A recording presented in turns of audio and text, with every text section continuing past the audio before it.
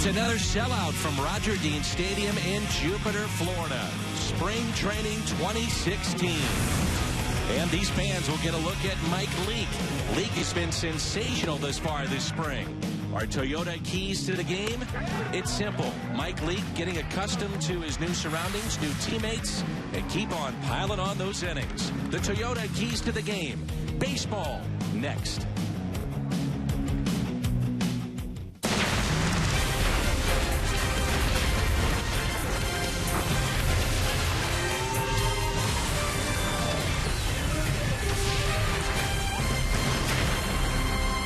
This is St. Louis Cardinals baseball from Roger Dean Stadium in Jupiter, Florida. The Miami Marlins and the St. Louis Cardinals. With Cardinals Hall of Famer Jim Edmonds, I'm Dan McLaughlin. The Cardinals have a new shortstop. He's in the lineup today. That's Ruben Tejada. Yes, he is, Dan. That's a great signing they just pulled out of the hat the last couple days. Able to play second, short, and third. Primarily, they're looking for a shortstop right now. It'll be fun to see what he brings to the table and see how he moves around out there on the field after having a setback last year in the playoffs. He'll bat 8th today for Mike Matheny's club. Mike Leake is on the mound for St. Louis against David Phelps, a St. Louis native. Miami, St. Louis comes your way next.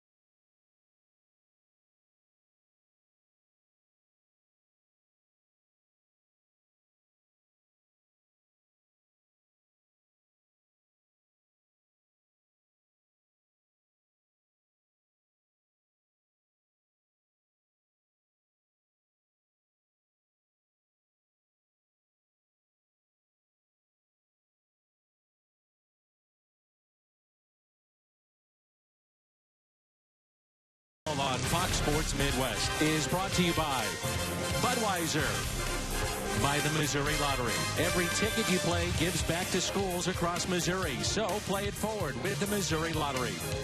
And by Ford, the official cars and trucks of your St. Louis Cardinals. Lineup cards have been exchanged as we welcome you inside Roger Dean Stadium. 1998, the Cardinals moved to Jupiter, Florida from St. Pete. We are just north of West Palm Beach. And next year, 2 more teams will be added to this area. Washington and Houston will train in the Palm Beach area, where it's 75 degrees today. Rain is in the forecast for later this afternoon. Don Mattingly, after guiding the Dodgers to 3 straight playoff appearances, comes over to Miami. And Jeffrey Loria, the owner of the Miami Marlins, loved Donnie baseball when he was in New York and now has him as his manager. It's D. Gordon, Ichiro, Christian Yelich, Giancarlo Stanton, Martin Prado, Derek Dietrich, JT Realmuto, Miguel Rojas, and David Phelps, the starting 9. And for the Cardinals, it'll be Mike Leake. And Leake has been nothing short of sensational so far here at spring training. He's been outstanding, unscored upon. In 6 innings so far, he has struck out 8. Last time out was Monday, a game that we did. He had 5 strikeouts in 4 innings, and he's been very, very good. Yes, he was very good in his last start, carving people up. And like you said, Yadier Molina was using this like a little toy. He was just giving him fingers. He was throwing the ball to the glove, and it's going to be a very good relationship this year if he throws the way he did the other day. And he's going to hit his spots and keep the team in the game. A lot of ground balls and fast pace, and that's great for the defense. Mike Matheny has averaged 94 wins in his first 4 seasons in the dugout for the Cardinals, and the only manager in baseball history to lead his team to 4 consecutive postseasons beginning his managerial career. Not bad at all. So Mike Leake, who wears number 8, gets the call today. And you'll see many of the regulars in the lineup for the Marlins. And you're starting to see that as we head down the stretch of the spring training. Dobbs Tire and Auto Center's defense for the Cardinals with Holiday in left, Pham in center. Peguero is in right. Carpenter, Tejada, Jerko, and Moss along the infield. Yadier Molina is behind the plate, again presented by Dobbs Tire and Auto Centers. So our first look at Ruben Tejada wearing the birds on the bat. He's at short. And here's a look at D. Gordon. And D. Gordon coming off a spectacular season a year ago. A 2-time All-Star. Had 58 steals. Won a batting championship. And also won the Gold Glove. And quickly, no balls and 2 strikes. Matt Carpenter, the third baseman, backing up, realizing that Gordon can drop down a bunt. He had 16 infield hits a year ago. Here's the 0-2. See him go in off the plate right there. This is a guy, like, for me, watching from the outfield, this is a guy you don't want to just flip stuff to with 2 strikes and let him just throw his bat out there because he can run so well. Line drive into right field. There's Peguero. You have to make him earn his way on base, make him hit the ball hard in the gaps, not let him throw his bat at the ball and use his speed just to beat out an infield single. The amazing Ichiro Suzuki, 42 years of age, appeared in 153 games last year. Still doing it. It's amazing. And Jimmy, they say he's probably in the best shape of anybody in Marlins camp. He's 42. Well, I was a strike. Earlier in the year, somebody asked me, there's a behind the backstop back there, and actually can't see it from here, but behind the fields, there is a big trailer back there, and it's not on wheels, and they basically wheeled it in here. They said that was his own personal workout facility. So after the workout every day, he would go over there and get his own workout in, just in case when you come here, the team doesn't have everything that you need. And being from Japan, obviously, they have different workout situations and different regimens. 1 ball and 2 strikes. He is 65 hits shy of 3,000, despite not making his big league debut until his 27th birthday. Mentioned that it did rain earlier today, and you could see Mike Leake just playing with the dirt a little bit, trying to get his footing down. Slipped on a couple of pitches. You definitely do not want the mound too wet, and sometimes you don't want it too dry. They want that front foot to really stick when they land. 3-2 is swung on and missed. Ichiro was spun around. I think he was looking for something inside too, and Mike went a little bit away and gets you cheating a little bit.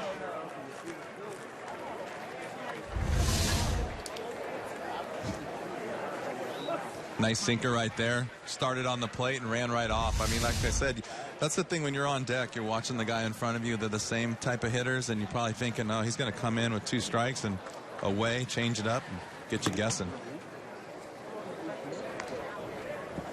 There's Christian Yelich. 2 outs, nobody on, and the 1-0.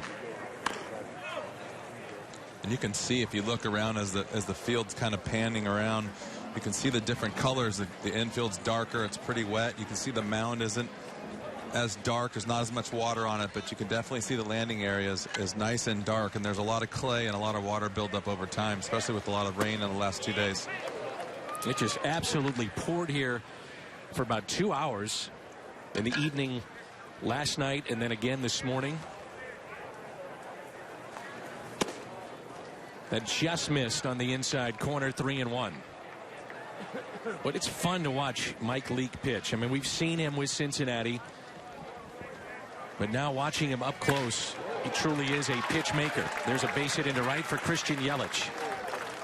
A little bit of a mistake right there. He gets the ball up and out over the plate, trying to go down and away, but it just goes to show you right there the difference between hitting your spot and missing your spot is a ground ball to someone or a line drive into the outfield. And also the difference of the pitch before, which looked to be a strike, goes against him. 3-1 count, 2-2 count. Totally different situation.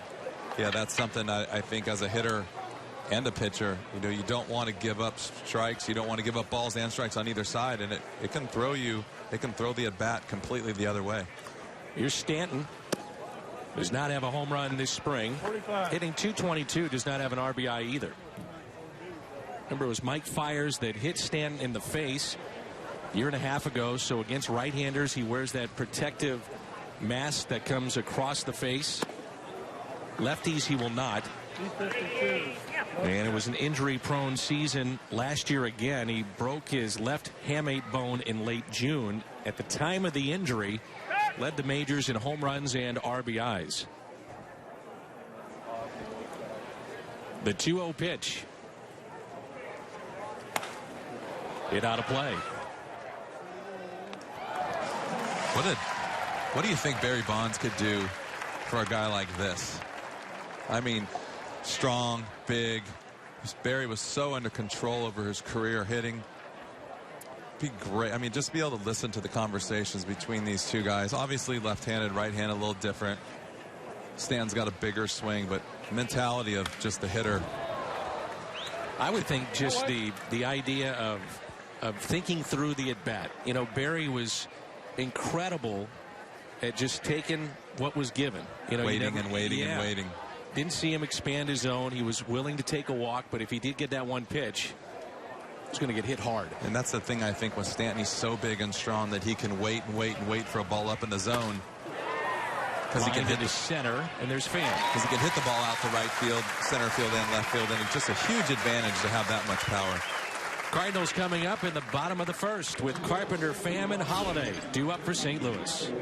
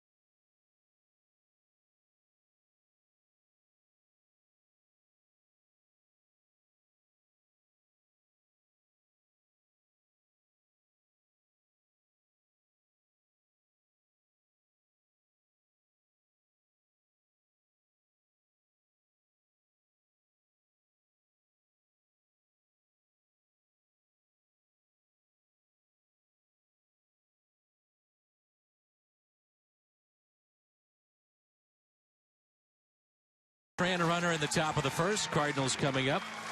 And a look at the Redbird lineup today with Carpenter, Pham, and Holiday. Brandon Moss will bat cleanup. Then Molina. Peguero has 2 home runs this spring to lead the club. Jerko, Tejada, and the pitcher Mike Leake, who can swing the bat. Cardinals facing David Phelps, 29-year-old from St. Louis, Missouri. 112 innings last year. He made 23 starts and then dealt with a fracture in his forearm that shut down his season for the better part of 2 months. 4-8 last year, ERA close to 5. Now, we've talked about it. You'd like to see some of the regulars begin to get hot. This is one of them. Carpenter this spring is 3 for 21. And a high fly ball lifted out to deep Anything right you field. need, my friend. And that ball is gone. First home run this spring for Matt Carpenter. Remember, he had 28 a year ago.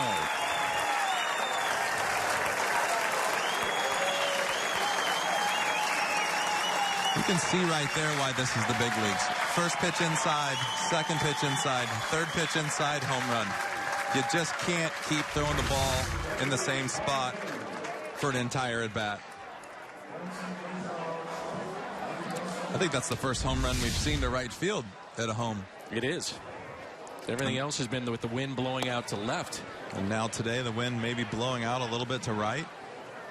It's about that time I was telling you it's a little bit more fun to be a hitter later in camp because the wind changes directions. Here's Tommy Pham. 1 ball, 1 strike. Anything else you want to ask for? Maybe another homer? How about a base hit? Ooh, nasty pitch there. Tommy Pham, it looked like he was trying to take it over the wall and left. Tommy takes that cut all the time. We talked about how aggressive he is. Every at bat, it's the same. He's going after it. Really could be a breakout year for him because he's finally healthy. Spring training last year, first 2 weeks, he was arguably the best player in camp. He was putting up numbers, flying all over the place, and then suffered a leg injury, and that obviously set him back, but then we saw him come on late last year. He strikes out here for the first out in the bottom of the first. Ichiro is in left, Yelich in center, Stanton in right. Dobstein and Auto Center's defense. Prado, Rojas, Gordon, Dietrich along the infield. JT Realmuto is behind the plate. Mike Matheny was asked today before the game about Matt Holliday in first base. And he said, we consider him an outfielder and first baseman. He has cleared all hurdles. We know what we have there. We trust him there. And you think about opening day against Francisco Liriano and a tough lefty, he could be the guy that starts at first base. Yeah, there's certain guys in this league you just got to get your lineup stacked on one side or the other, and it gives you a great option to get another right-hander in the outfield, get another right-hander in the lineup. Just make your team that much tougher to battle against a tough lefty. 3-0.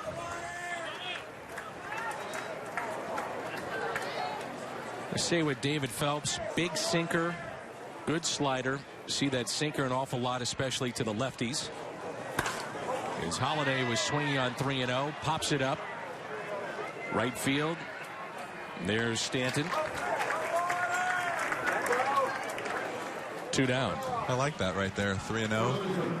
Been battling. He's had some really good swings this spring. Not a whole lot to go on. He's been, 313 average is great, but just don't know who you're facing. You finally get a guy that's established a little bit. You get a chance where you think you're going to buy a fastball right there. You might as well go ahead and take a whack. And he's the kind of guy, he's been around forever. If he's going to go after a 3-0 pitch, it's to his liking. There's Brandon Moss. Did you see a lot of shifts when you were playing against you? No. When I played a little bit, they would move one of the guys up the middle, more towards the middle, maybe the second baseman. I didn't roll over a whole lot. But once again, we see the shift with Brandon Moss hitting. And pretty much got the right side of the field covered in the infield. Sure and do. A little bit of the outfield. Yeah, Gordon is on the outfield grass. And you talk to hitters and you ask them, what's your approach? And basically they say, you try to put the shift out of your mind. Just take your normal at bat. You really can't do anything. The pitcher is going to dictate your approach to the plate. I mean, if he's throwing fastballs away, you're not going to try and do anything different. If he's throwing a fastball in, you're not going to take a fastball in and try to push it to left field. You're going to try to spin on it. And there's a guy there, there's a guy there, but there's not a lot of room.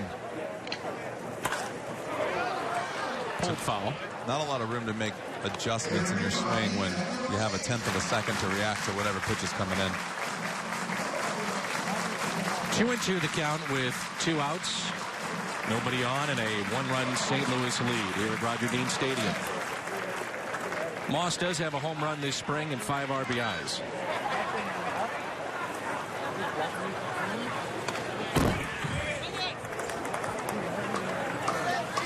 John Mabry is back as the Cardinals hitting coach. There he is on the left. Carpenter with his solo home run to start today. As you're finding out, Jimmy, those guys put in some long hours, those coaches. Man. Coaching staff is here really early and really late. Strikeout of Moss, 2 in the inning, but a home run for Matt Carpenter, his first of the spring. Over the wall in right field. That swing puts the Cardinals on top after 1 inning of play.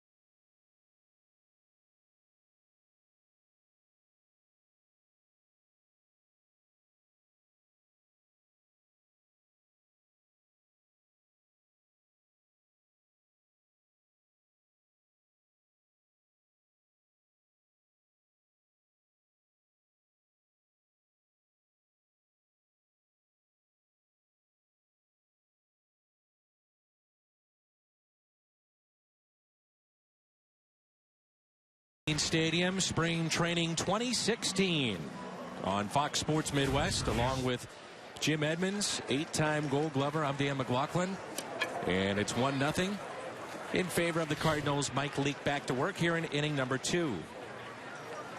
Martin Prado will lead it off, followed by Derek Dietrich and JT Realmuto. And a strike.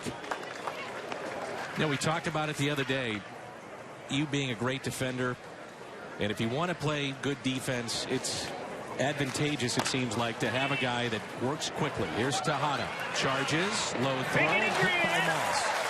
But a guy that works quickly keeps everybody in the game. Yeah, definitely. It gives you the ability to stay in the game as an outfielder or infielder and keep your focus and just be moving around, keeping your legs fresh and not just standing out there flat-footed while the time goes pitch to pitch. If a guy takes a lot of time between each pitch, kind of just stand there flat-footed and your legs get a little heavy. The more pitches he throws, the more you're moving around out in the outfield, the more you're moving around the infield, and keeps you on your toes. Derek Dietrich now at the plate. He's at first base today. There's a breaking ball. Drops in for his strike. Everything, too, that Leake throws. And I was watching bullpens of his earlier in spring. I mean, everything is moving. Late movement. Takes a little off like that. I mean, he's fun to watch. You can see even his windup is pretty quick, and he's getting the ball and he's moving, getting the ball to the catcher, trying to get the ball put in play. We like doing this games. We do. Look at that late movement. Dietrich just gave up on it.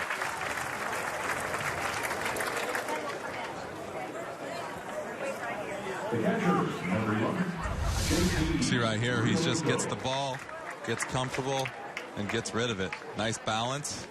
I mean, really, he is one of those guys. I know he's not the power pitcher. The strikeouts are a huge deal nowadays, but if you want to watch somebody pitch, this is the kind of guy you want to watch pitch, because the majority of the young players in the country are really not going to be flamethrowers until they get older. One pitch. Learning how to pitch is the key, especially from the young players, moms and dads out there trying to teach your kids how to pitch. This is a guy you would want to watch. You think about the addition of Ruben Tejada. You know, Mike Leake gets a lot of ground balls. Wainwright gets ground balls. Garcia. And so far, so good for Mike Leake. He has struck out 2, allowed just 1 hit. And Yadier Molina leads it off when we come back.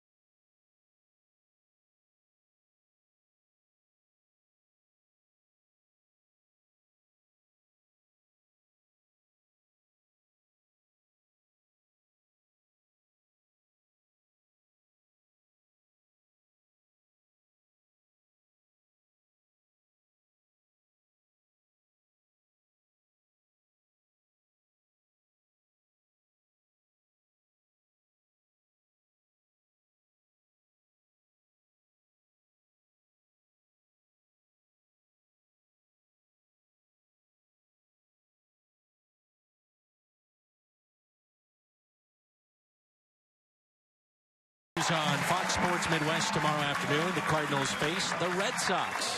We'll come your way at noon St. Louis time. Head to Ballpark Village for game day specials. Watch it on the big screen. Spring training only on Fox Sports Midwest.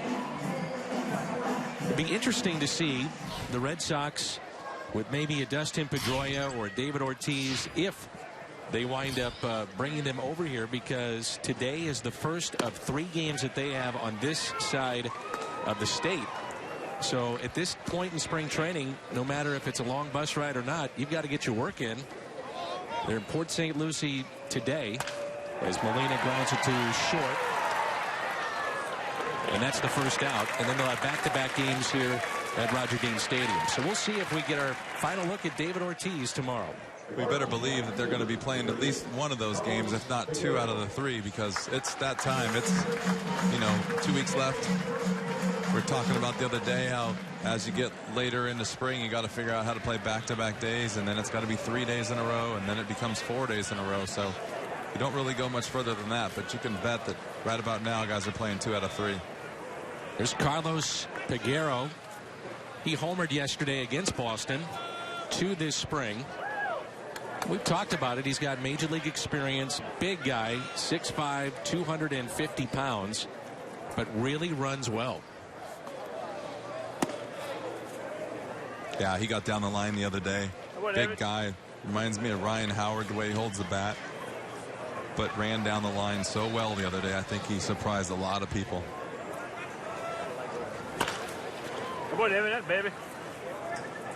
It's kind of nice to see. You get a guy that comes out of nowhere as far as Cardinal fans are considered. And he just hits a routine ground ball kind of up the middle. And the next thing you know, everybody's eyes focus on him running down the line, and you go, whoa, Talked to a couple members of the coaching staff about that, and they felt he could run, but they said that particular routine ground ball really caught their eye as he strikes out, and that's the second out here at the bottom of the second. And that's all you need. You need to catch somebody's eye. Like I said, you're not out here just playing for the Cardinals, as you see a nasty backdoor sinker, front door sinker, a la Greg Maddux made famous. That ball's thrown at you and it just comes back over the plate. Nothing you can do. It's so hard to pull the trigger on that. But like I said, as far as a player, you're kind of auditioning for everyone out here every day. Hope somebody's taking notice. Now Jed Jerko, 4 RBIs this spring. So the addition of Tejada probably puts Jerko in the role that the Cardinals envisioned at the beginning of spring training, which is to be all over the diamond. Give Carpenter some time off, shortstop time off. Colton Wong against a tough lefty maybe. Stanton is over near the wall and it's out of play. Tejada is on deck. There's 2 outs and nobody on. 1 ball and 2 strikes on Jed Jerko.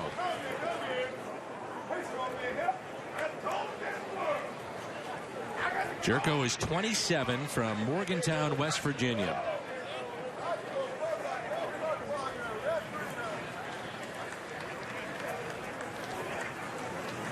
The 1-2. Nasty pitch right there by David Phelps as he picks up his 4th strikeout in 2 innings. A Matt Carpenter home run, the difference so far. 1-0 St. Louis.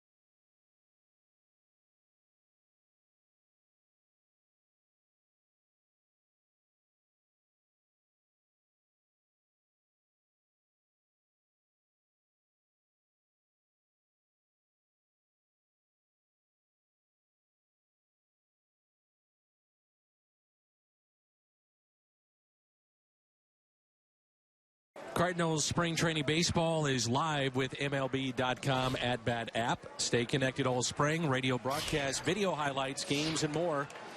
And you can order that for your smartphone and tablet.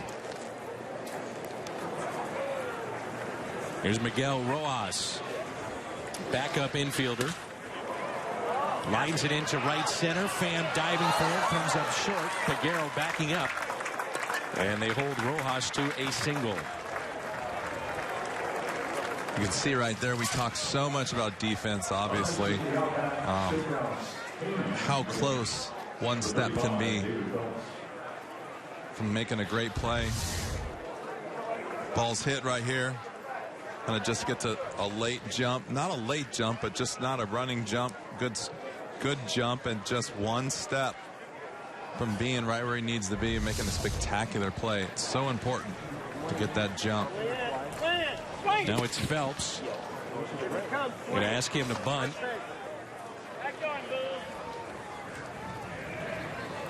David Phelps went to Hazelwood West High School. Competed in the Suburban North Conference. It's also where Kyle McClellan went to school, former Cardinal pitcher. And his brother Matt was the head coach when Coach David Phelps in high school. And Matt McClellan just has been promoted to AD. After high school, Phelps pitched at Notre Dame. And then eventually was with the Yankees. Then came over with Martin Prado after pitching 3 seasons with New York in that big deal that involved Nathan Eovaldi, Garrett Jones, and Domingo Germán. Here's a 1-1 pitch. And it is 1-2. I think that if you're just watching David Phelps pitch today, you got to like what you see so far. I mean, he has really pitched, moved the ball around, got a great sinker and great curveball. Now you got to show what you can do with the bat, which is the toughest part for these pitchers. And now a 1-2. Phelps again bunts it foul, so that'll go down in the books as a strikeout for Mike Leake. And that'll be his 3rd of the afternoon. Such a fine line with these guys. They battle so hard, yet they can't really put their heart and soul into doing the offensive side of the game and bunting and stuff, because they work so much on their conditioning, pitching, arm strength, but yet they can help themselves so much by just getting down a sacrifice bunt here and there.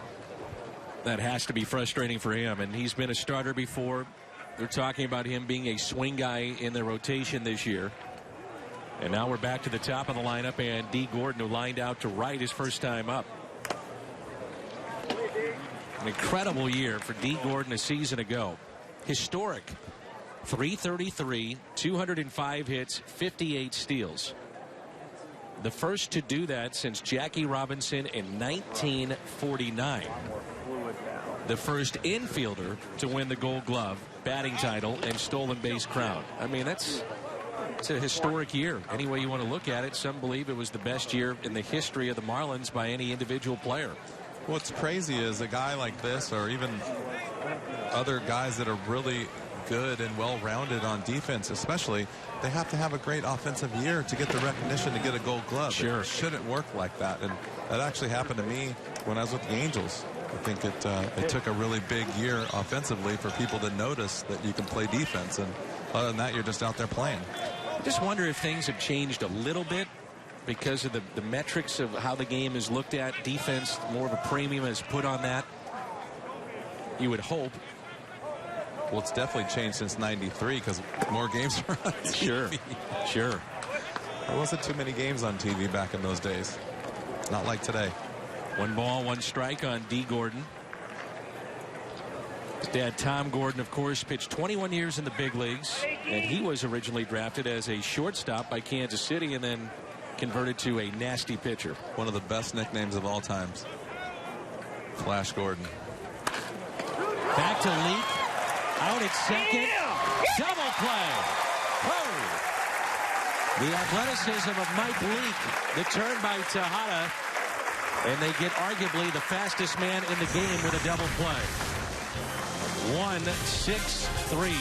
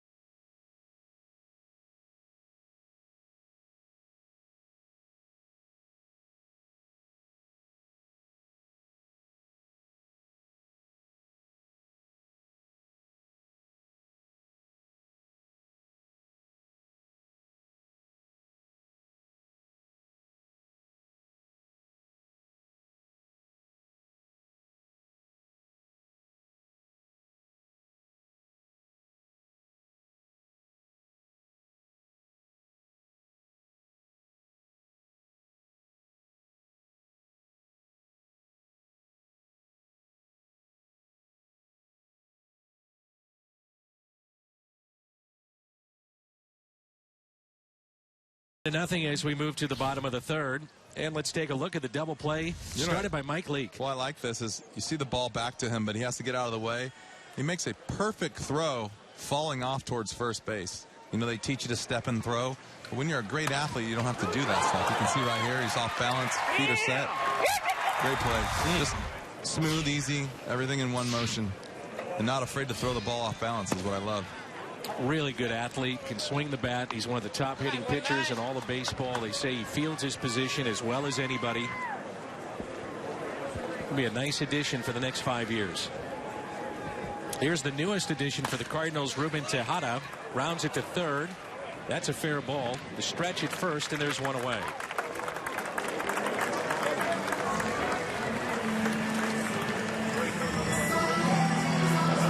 BJC Healthcare difference maker this afternoon is Ruben Tejada.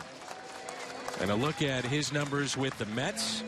The Cards waited for him to clear waivers, so they weren't on the hook for $3 million. So they get him at $1.5 million, so half of what he was to make with New York. Gives you flexibility because he's played shortstop, second, and third base. And you know what I like too? Probably not that familiar with him, but he's played 580 games in the big leagues. He's got almost 2,000 at bats, which you're not just getting some young player that's not really experienced. I mean, he brings some experience to the infield position also. And to further your point, Jimmy, if you were looking at Aledmys Diaz, you're talking about experience and at bats at this level. You know, Diaz only 58 plate appearances above AA. So they want to get him more experience at AAA. I don't think it would shock anybody that if there's an injury, we would see him at some point. He has had a good camp, but they do get a guy that is kind of a proven commodity in Tejada. You know what you're going to get. Yeah, don't get me wrong, though. Diaz is definitely capable of coming up here and shocking the world and going out there like a lot of guys have and playing. But the grind of the whole year sometimes gets a lot of young players. Rojas retires Mike Leake. Prior to the game today, the Cardinals sent Dean Anna and Diaz to AAA. So they're with Memphis now. Carson Kelly and Austin Gumber, Jeremy Hefner, Dick McGuire, all were sent to minor league camp. So the Cardinals still have a number of cuts coming up. 21 pitchers still here, 4 catchers, 12 infielders, 7 outfielders. So moves to be made before this camp is through. Here's Matt Carpenter, who homered his first time up over the wall in right. That's the difference in the game. That's the only hit for the Cardinals. Don Mattingly before the game announced his opening day starter.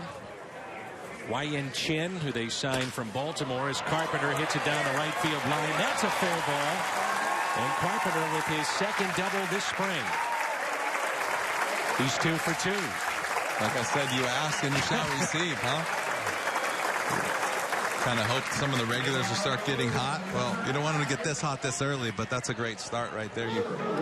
There's got to be a time during the spring where you can feel comfortable enough to turn it up a notch, and he's doing it today. Good solid swing, though. His ace looks good. He's swinging the bat pretty well all spring, just really not getting a whole lot to show for it, but sometimes it takes a while to find that barrel. And it brings in Tommy Pham. So Don Mattingly going with Chin to have him as his opening day starter. Then he thought it would be Jose Fernandez. Fernandez will go in game 2. They said majority of Jose Fernandez starts this year coming off of Tommy John surgery will be with extra days rest. So that's the idea for the Marlins. They want to be very, very careful with him. And you can understand why. So 2 outs, runner at second. Here's Tommy Pham. Not to mention one of the top pitchers in the game when he's healthy. Just got to keep him healthy. And sure, giving the guy an extra few days rest here and there is exactly what they need to do. And I don't think you mind giving one of your superstars, future superstars, some time to heal. Did see him towards the end of last year, and Fernandez went 6-1. He has yet to lose at his home ballpark. He hasn't lost a game at home ever. It's amazing. He just does not lose in that ballpark. Talking about being fired up to come to work every day. 2-1. Miami used 13 different starters last year. That's tied for the most in club history. They were 15th in ERA, 24th in wins. And the bullpen had 21 blown saves. So that's the area they've really focused on and trying to get better pitching. They feel if they stay healthy, this lineup could be very good. Pham hits it down the right field line. That ball is slicing and foul. Let's see the wind take that even over the wall and right. And that ball last week doesn't even get to the bullpen or into the stands in the bullpen. It probably gets knocked down. But it's just amazing when you watch games from this vantage point what the little bit of wind can do. I mean, we saw Matt Adams absolutely hammer a ball a week ago, maybe 10 days ago, and jogging around the bases, and it did make it to the warning track. And then you see Tommy Pham kind of slice the ball foul, and it literally probably short hops our truck beyond the fence out there in foul territory. 2-2. Missed inside. I really like what David Phelps is doing. He's got good stuff. He's moving the ball around, good sink, good breaking ball. I mean, he's one of those guys that's going to pop up and, you know, you talk about a guy who's in between, might be a bullpen guy, might be a fifth starter, and he throws like this, and you're thinking, how good are the rest of the guys going to be? That's the first Milwaukee's issue. I always enjoy watching the young guys as they work their way from being kind of a guy that just, you know, on the verge, on the bubble, is going to get some time, but had some time, to turning into somebody that is reliable and successful. It's fun to watch from a distance, especially as guys on your team, but the other guys around the league too. It's amazing too how a certain organization will give up on a player. There's a pickoff and back in safely is Carpenter, and then for whatever reason it just clicks. They go to a different organization. Maybe it's just that point in their career where something clicks. JD Martinez the other day is a great example. Let go by Houston, and then last year hits 38 home runs. The proverbial slap yourself and get slapped in the face. Yeah. It's a wake-up call. And then sometimes it's maybe one coach walking you through things that you just didn't think of or didn't hear from the other organization. So here is Holiday, who's now the elder statesman for the St. Louis Cardinals. Fly to right his first time up.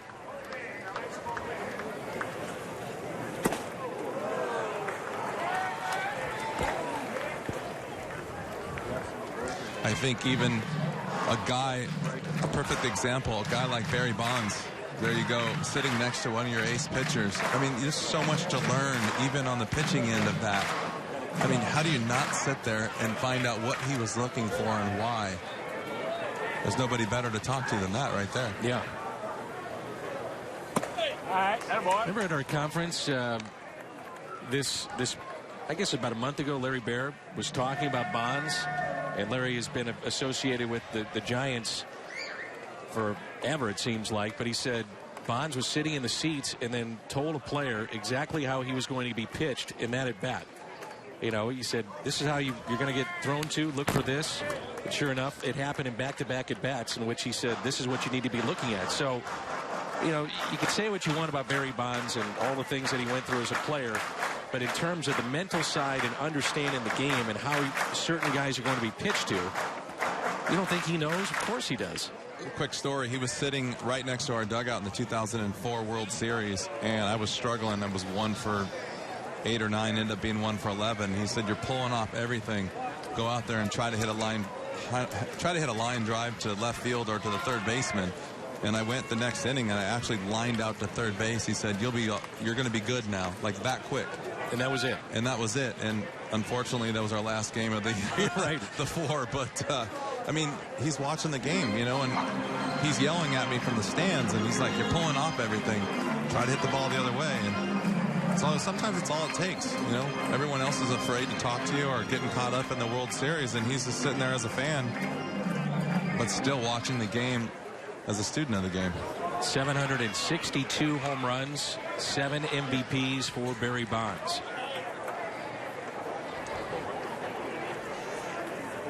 One ball and 2 strikes. And a strikeout of Holiday. He didn't like a couple of those calls in that at bat. First strike and that strike. Yep. So Holiday 0 for 2. Cardinals strand 2. 1-0 as we head to the fourth.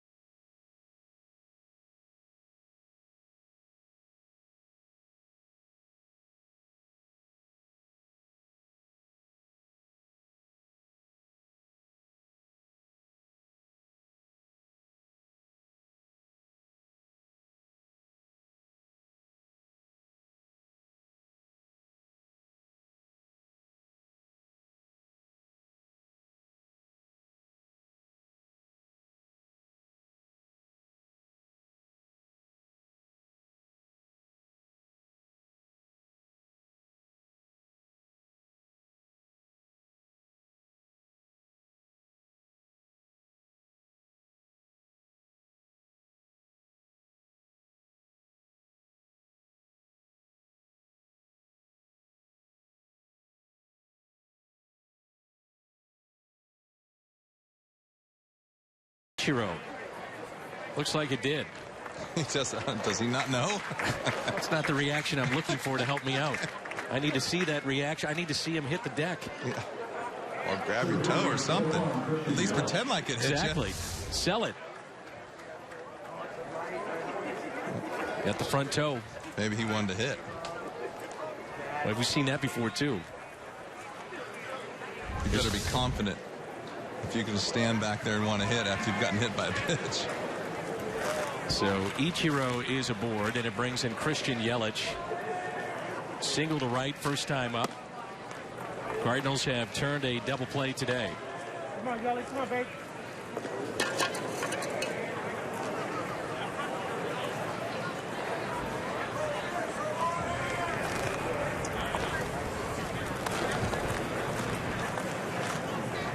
Here's a 1-0 pitch. Outfield shading him a bit to the opposite way. Yelich hit an even .300 last year. Dealt with some back issues, but finished with a flourish. .342 was his average after the All-Star break. Third best in the National League behind Joey Votto and David Peralta. Do you remember David Peralta at all? He was a pitcher in the Cardinals organization. Released out of baseball, went to Venezuela, I think, to try to come back as a position player. And he's wound up being one of the better outfielders now in the National League. It's amazing. We were talking about it before. You know, what's it going to take for a guy to stick? Well, he had to change positions. You go down to Venezuela, and that competition is so strong. And there's a base hit out to left. Over to get it will be Holiday. Ichiro can still run. He's on his way to third.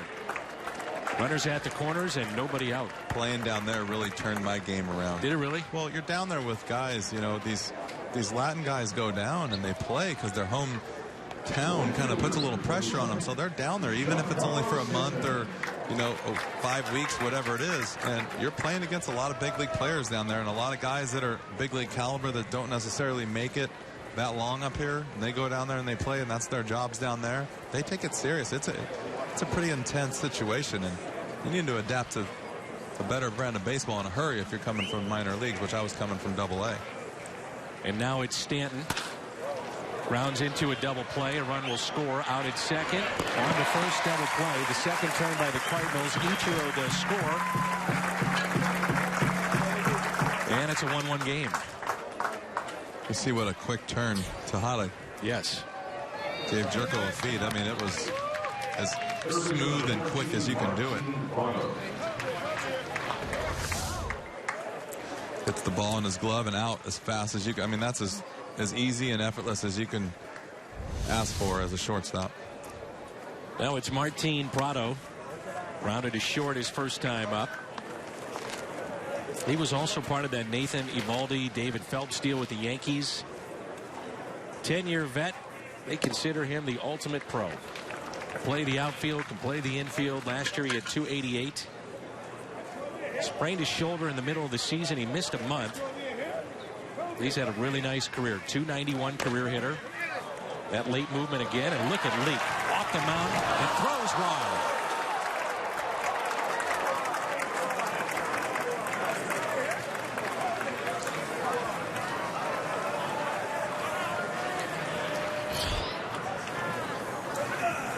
I wonder if Moss may have stretched a little early. From up here, that's kind of what I'm looking at, or what I thought I saw. But get another angle here. Mike makes a good play. Yeah, he's just got a little caught off balance. I think the other thing, too, is Mike's such a great athlete. He probably got rid of this ball a lot faster than Brandon was thinking. Yeah, I mean, it's not a great throw, but just got leaning the wrong way. Got crossed up a little bit. Here's Derek Dietrich. He's called out on strikes first time up. Swung on and missed. Could see at the end there how disappointed he is. He knew that was an easy play to make, and once you catch the ball, all you got to do is get it over there. He's frustrated, took his glove off. Well, sometimes you want to throw your glove in the outfield or over the fence.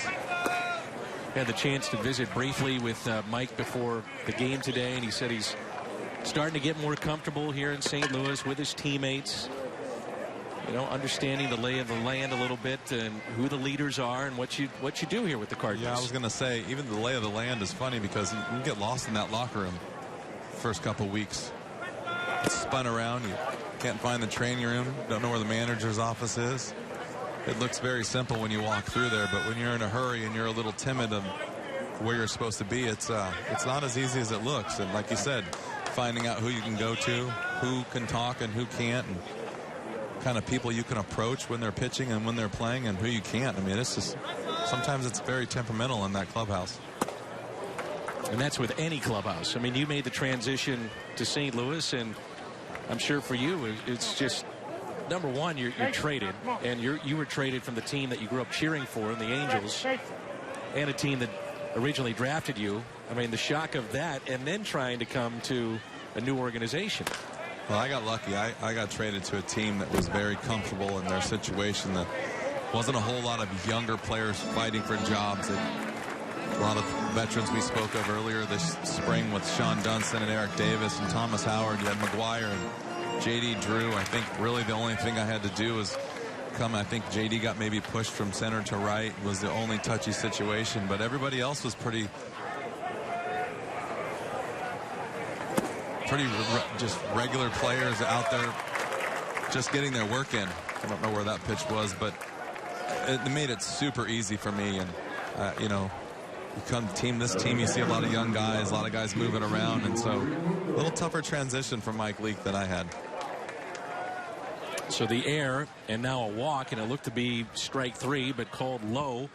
Leake was walking off the mound. And that is his first walk issue today. So JT Realmuto, real good athlete that they have as their catcher, looks at a strike. Seems to be so far this spring, in my opinion, strike zone seems to be a little bit smaller, a little bit more precise. I don't know if they're working on something, or I don't know if it's just a different angle up here. Mike Helling just said they always say that when they go to the booth. Strike zone changes for the players. Well, I think the strike zone changes day to day some days, but you're right. I've been seeing it on both sides. I'm not just cheering for the home team. I'm just watching the game in general, and I just think it's been a little bit tighter. But I think that balls might be balls, but you know, they're not giving a lot of off the corners this spring so far. Runners at first and second, the 1-2. Opening day last year, no rookies were on the Marlins roster. By season's end, 14 wound up in the big leagues, including the man at the plate. Hit 259 in 118 games last year. Real Muto. He started last year at AAA New Orleans. Jeff Mathis, who was the backup, broke his hand. Jared Saltalamacchia was released. And so JT got a chance to play and made the most of it. He'll be their everyday catcher going into 2016. You look at this lineup with Gordon, Stanton, Marcell Ozuna, Yelich. I mean, it's a pretty good team, pretty good lineup if they can stay healthy. Don't forget Ichiro and his experience. 2-2 is tap foul.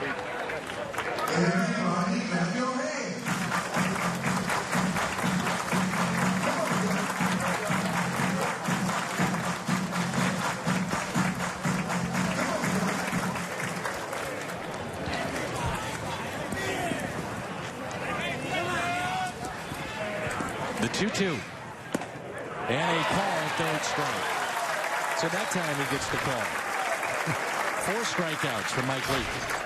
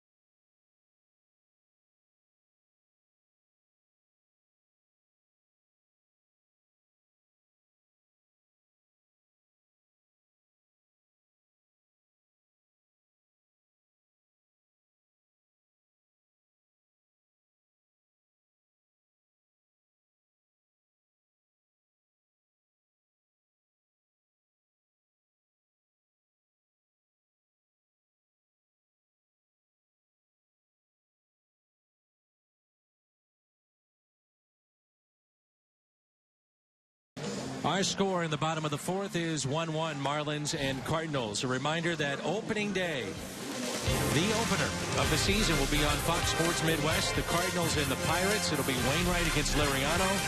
2-hour pregame show starting at 10 in the morning. 2 hours pregame for opening day, the Cards and Pirates. The new pitcher is A.J. Ramos. And Ramos took over in May last year and was the closer for Miami. The Cardinals wound up with the closer of the Marlins from the beginning of the season. That was Steve Cishek. He's now with Seattle. Had a career highs in appearances, saves, strikeouts. Had 87 strikeouts in 70 1/3 innings. And saved 32 of 38 ball games. As Moss hits it out to right, there's Stanton, and he'll make the catch. So Brandon Moss is 0 for 2, and it brings in Yadier Molina. Some tough news for the Marlins in the back end of their bullpens. Carter Capps is going to have Tommy John, and they were thinking that Ramos and Capps could compete for the closer's position in spring training. Now it will be A.J. Ramos. They have Brian Morris out there, Mike Dunn, David Phelps, who made the start today, Brad Hand, a situational lefty. Molina is still looking for his first hit this spring. Pitching coach for the Marlins is Juan Nieves, who came from Boston. As Yadi hits it out of play. What have you thought of just watching Molina with the hand, how he's swinging the bat, trying to come back from those 2 surgeries. I haven't really seen anything that really alarms me. It was fun to watch him catch because it's just nothing. He looks like himself. Yeah. You know, he's been hitting in the cage, so obviously he's ready to go, and really haven't seen anything that's going to slow him down. I like what he's done. It's great when you're a veteran and you can take your time and nobody's pressuring you to hit 300 in spring training, catching so many innings and have so many at bats. So go at your own pace and should be ready to go opening day. It's been within the last week that he's faced live pitching, started on the backfields. And the first guy he saw right out of the chute was Alex Reyes, who is the top prospect of the Cardinals, and picked up a base hit as Molina strikes out. The 2016 season full of great matchups, cool giveaways, including 7 bobbleheads, 6 replica jerseys, 3 championship rings, and more. You can check out that lineup. Get yours today at cardinals.com/promotions. It's one thing you see a lot of these guys in spring training. A lot of veterans know exactly how much they need to get ready. Some guys a lot, some guys not that much. I remember playing with Tim Salmon. He thought he needed over 100 at bats in spring training, so he would go down to the minor leagues and lead off every inning for about a week just to get extra at bats. Yep. Base hit for Peguero. 2-out hit extends the inning to Jed Jerko.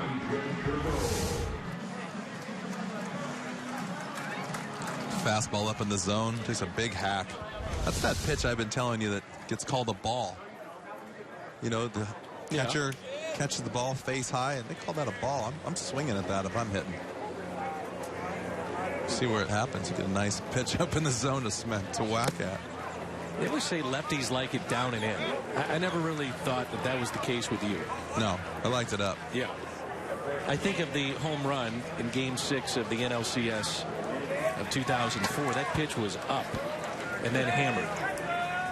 The thing at the big league level is most of the guys that throw the ball down in the zone are throwing sinkers. Yeah. So if you like the ball down, that's great, but you're usually beating the ball into the ground, and you've really got to get your legs down underneath the ball to lift it. And just felt like I was just going to let that ball go, and it turned into, I guess I turned into a high ball hitter because I knew that every time the ball was knee high, it was going to keep going down. I learned how to take it. I don't even know if I could hit a ball down. I never swung. Peguero is running. Doesn't matter. It's a strikeout. As Jed Jerko is caught looking. He's 0 for 2 today. The Cardinals so far 7 strikeouts in 4 innings. Because you're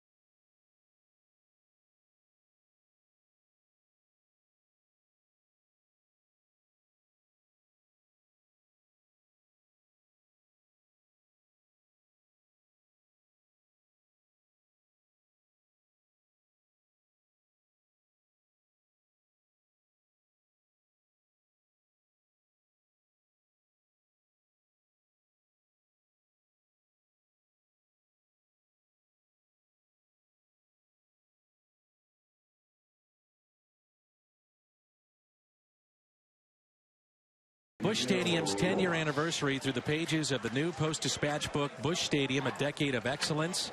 Highlights will include photos, memories, season recaps, and more. Busch Stadium, Decade of Excellence, now at stltoday.com/BuschBook.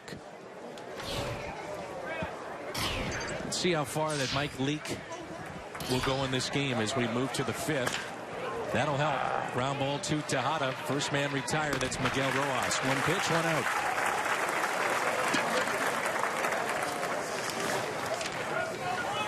See earlier in the game is the pitch count I wouldn't say is high, but 59 after 4 innings. It's a guy like this usually, actually spring training, he's been really efficient, but if he can get a couple ground balls here, work his way into the 5th, 6th inning, like to see that. Yeah, absolutely. I don't really like. I think you get your work in, you get your work in. I mean, it's great if he can get into the 7th inning already, but it's really about the pitch count. I think that your arm is. Your arm's getting stronger as you go. Another ground ball. It's Destin Hood who grounds out for out number 2. But it's all about your arm strength. And it doesn't matter if you make it 8 innings or 5 innings. If you can go out there and throw 70, 80 pitches and you're comfortable, that's what you're trying to get. I mean, they don't go out there and say, hey, we need to get you to sit through 7 innings. I mean, sure, you're not throwing 120 pitches. You're going to go out there and throw 75, 80 pitches. So when you get that done, you're done for the day.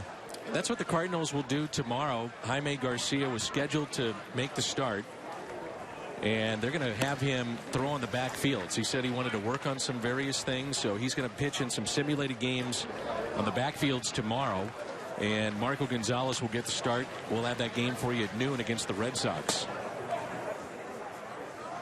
I believe that Seth Maness, who picked up a baseball, begins to throw. D. Gordon is 0 for 2. Hit into a double play started by Mike Leake back in the 3rd.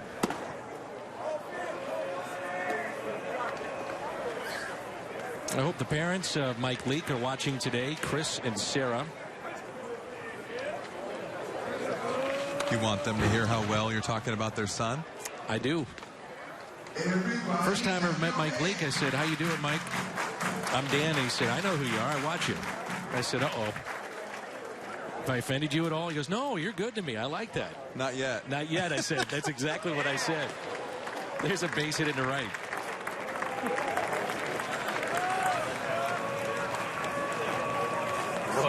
So base hit for D. Gordon with 2 outs. We've been watching this a little, haven't really talked about it too much today, but you can see Yadier giving some guys a heads up. It's a perfect example of the defensive alignment. Yadier letting them know that he's probably going to pull this pitch right here. And you see it when he does it. That means right now, heads up on this side of the field, this pitch is coming your way. And with a guy like D. Gordon, you're probably shifted the opposite field. You can see in his at-bat, Tommy Pham was shifted to left center field. But that's something that helped me in my career. That goes beyond words at how much that can help a team defensively. 2 outs, runner at first. Ichiro looks at a strike. He was hit by a pitch back in the 4th. He scored the only run today for the Marlins. He also struck out swinging. You can see he just did it again. Moving the outfield over. Tommy Pham swinging over a little bit. Yadier kind of threw his glove down, shook his glove a little bit. Yadi's always talking with his pitchers. I'm curious, though, when you were playing with him, did you guys talk a lot in between innings about approach with various hitters and things that you saw, too? A lot of times during the game, it was more or less, hey, I'm still watching you, or, what about this person or that person, or depending if the starter was still in the game or not in the game. Little chopper towards second, and out at first. There's a lot going on during the game that can change just by the way the pitcher feels, the starter feels, so it's always going on. 1-1 midway through 5.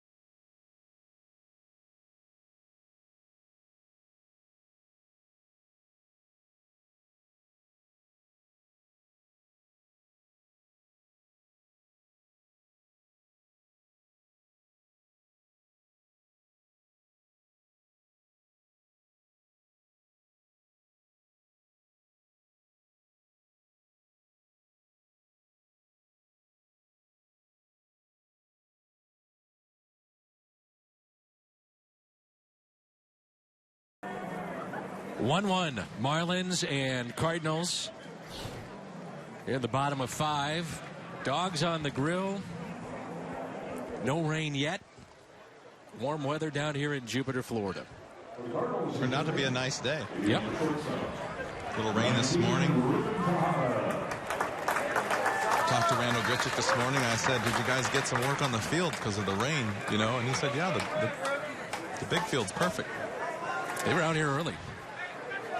Tejada wearing number 19. If memory serves correct, that was the number worn by Woody Williams. Right on it. It's my high school football number right there. Number 19? Yep. Left-handed quarterback. Did you wing it pretty good? No, not really. It's more of a running, throwing, scrambling for my life type of guy, which I think most of us were in high school. Right. A lot of fun, though. Best thing ever. I think one of the best experiences of my life was going through that, learning some mental toughness. And kind of an unsung hero, and there's Brian Morris, new pitcher, third used today by the Marlins, was Woody Williams.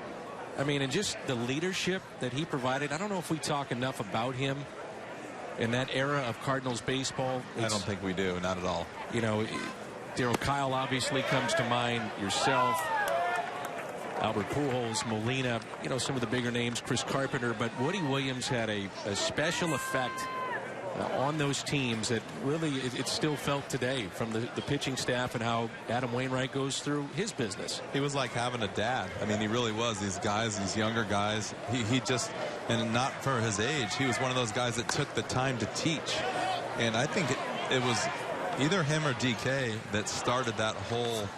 It was Woody Williams. Watching the all four guys warming up, all four guys watching that day's starter warm up in their bullpen sessions 2 hours before everybody else was in the stadium, or you know, the day of the game, or even the bullpen session down here before the starters pitched in spring training. Those guys were just close, and they learned a lot from each other. And you're right, I think he doesn't get enough mention from the past teams that we've had. And Woody was one of the guys that was behind, along with Mike Matheny, getting Chris Carpenter to St. Louis, who was injured at the time. And they went to Walt Jocketty and said, you need to go get this guy. Take a flyer on him. And if he is healthy, I think you're going to be pleasantly surprised with what you see. He got healthy, and man, would change the fortunes of the franchise in many ways. A strikeout of Tejada.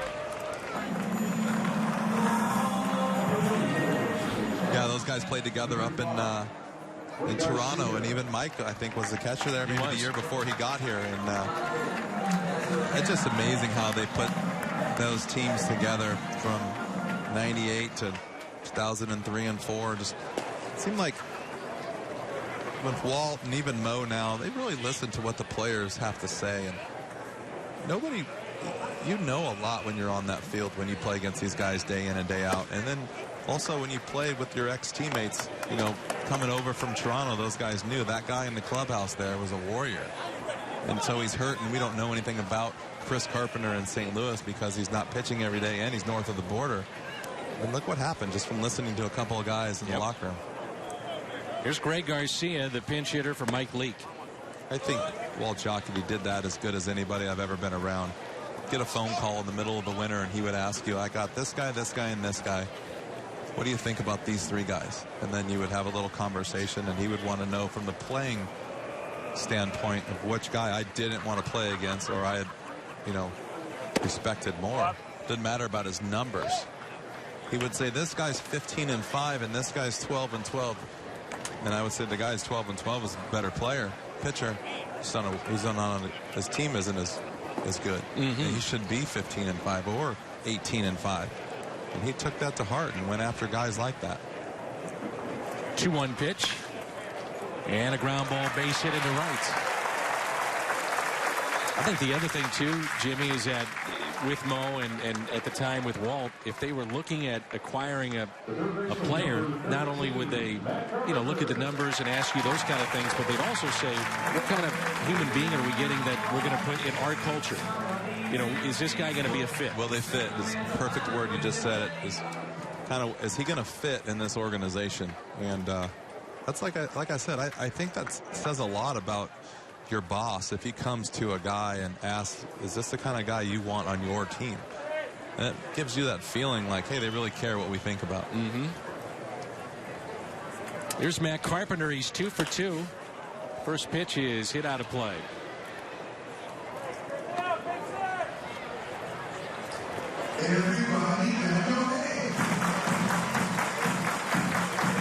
Carpenter today is 2 for 2 with a home run over the wall and right, and then double down the right field line. Ryan Morris was sensational 2 years ago out of the pen for the Marlins with a .66 ERA.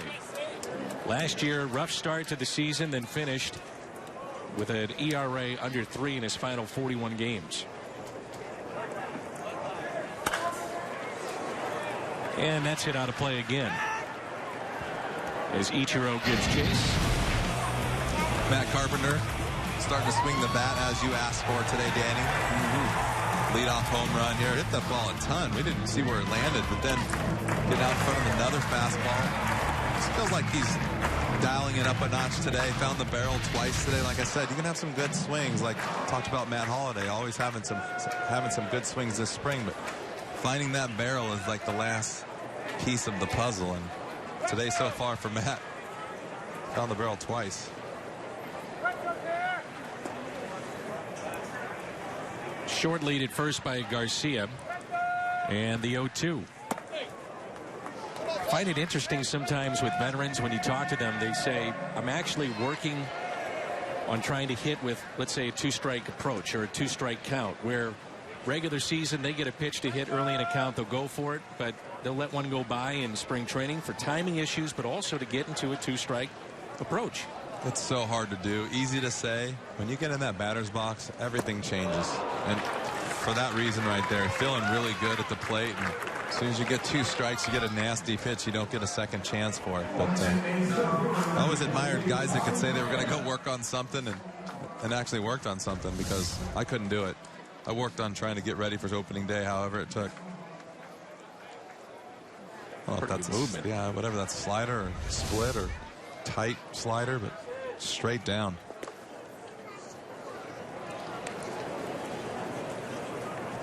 Here's Tommy Pham. He looks at a strike. Pham is 0 for 1 with a walk. You were great at picking up little things with pitchers. Did you watch a lot with this just to see if they're tipping something? I watched every time they went in their glove. Every single time. I was looking for a pattern, movement, a wiggle, set the glove higher or lower, smiling, not smile. I mean, I watched everything, and I just filed it and then went out there and looked for a fastball until you saw something change. You stay with it as long as you can. It's popped up and out of play. Did you do that with video too? A lot of that with that? Spent a lot of time, a lot of days before games early watching video, looking for something. And then it's funny because you either see something or you don't. And then when you don't, you're so stubborn. I was so hard-headed about it. I would keep it going out on the on-deck circle. I would look during the dugout. And then I would stand in the box and I would watch it. And, you know, at one time it paid off for me. I had no idea what I was doing. I was facing John Smoltz, and I saw him do something and throw me a slider. And then I waited to the next pitch, and he didn't do it again, and he threw me a fastball. And I was down to the count was like 1-2.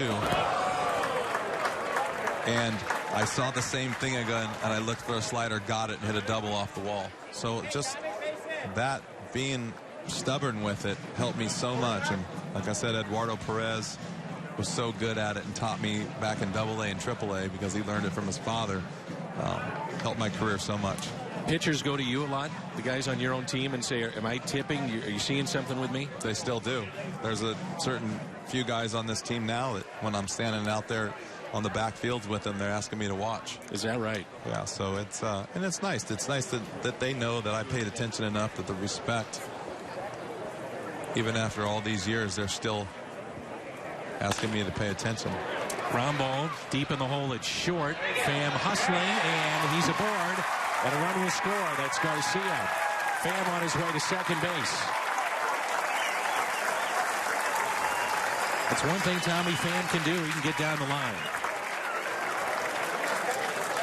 Tough play by the shortstop. Just having to go back and get that ball. Not enough on the throw. Tommy Pham hustling the whole way. Turns a ground ball in the hole into basically a run-scoring double after all said and done. And then you see him hustling down to second base. Nobody's there covering. The ball barely gets away, but all that hustle gives you a 2-1 lead. And that's one thing you're going to see from him every time he goes on the field. He's going to do everything hard and aggressive. Now Holiday, who is 0 for 2.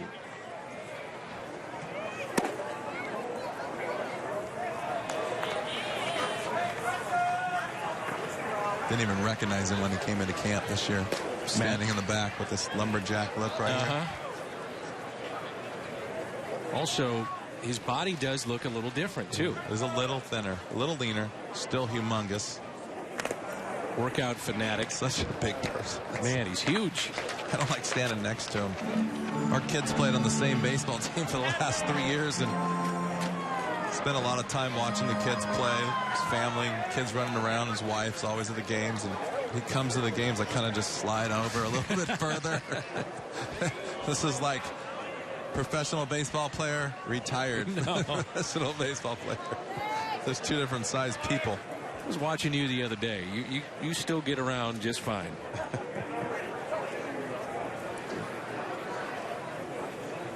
Here's a 1-1. I think it's really interesting to see how the Cardinals will do the first base area in terms of how they make out their lineup with Adams, with Moss, and now with Holiday. And remember, at one point it was Piscotty in that conversation too, which now he is exclusively in the outfield. You just can't have enough players that can play multiple positions. I mean, it's such a great asset for the manager. The 2-1 is hit out to center field, and the Cardinals strand Tommy Pham, but his infield hit turns into a run, and with that it turns into a lead for St. Louis. 2-1 as we head to the 6th.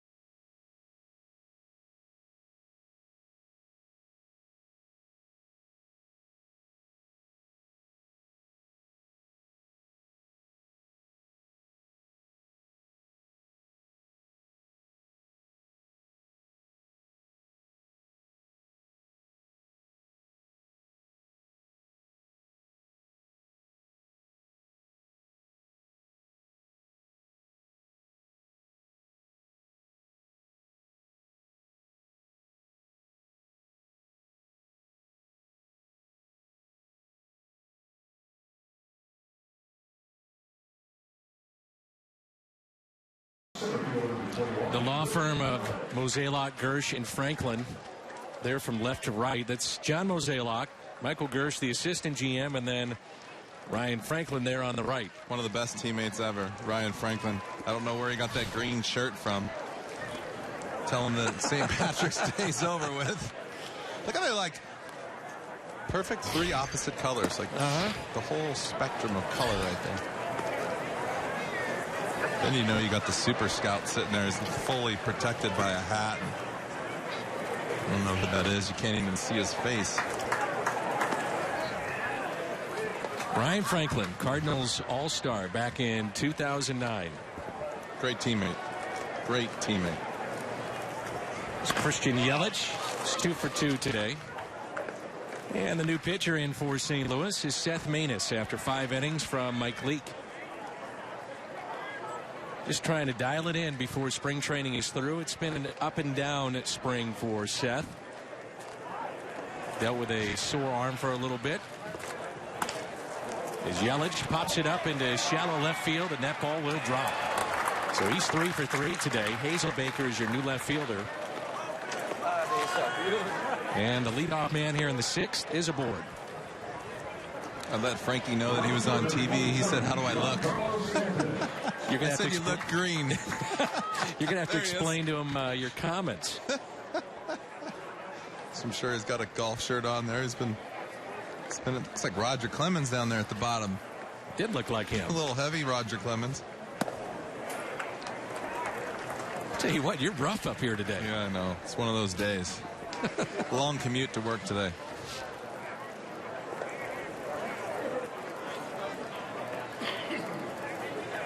Giancarlo Stanton. 0-1 pitch. Hit sharply past Garcia and into left. So Maness has given up 2 base hits to start the inning. If you're wondering, last year, in terms of the hardest hit balls of 2015, Stanton had 4 of the top 5. Number 1 was 120 miles an hour off his bat. Well, this one was hit pretty hard, even though it was on the ground. But you can just see from an angle up here how quickly the ball gets through the infield. But I do remember they were showing that one time on TV, and the balls that he was hitting in that ballpark, I mean, it's a big park. And the ball was flying in the upper atmosphere of some of that. Well, he hit one so against strong. the Cardinals and Shelby Miller that was up past the Clevelander and past the seats. And then he also hit one against St. Louis that was an opposite field home run, which may have been even more impressive to go opposite field, right center. I mean, it wasn't a cheapie. I mean, he put it 10 rows deep. It's just incredible how the ball jumps off his bat. He's a strong guy, don't get me wrong, but bat speed, strength, his swing, the way it's coming through the zone, I mean, all that coming together, and then he centers one, and you better watch out. That's why I said earlier today, with having Barry Bonds on his side, I think that just can get better and better and better mentally. He'll just transition over into his swing and just staying under control and using his power and legs. And I mean, I think sky's the limit still for him. And that's a base hit to left. They're going to hold up the runner at third and load him up. So the bases will be loaded. 3 consecutive singles to start the top of the 6th.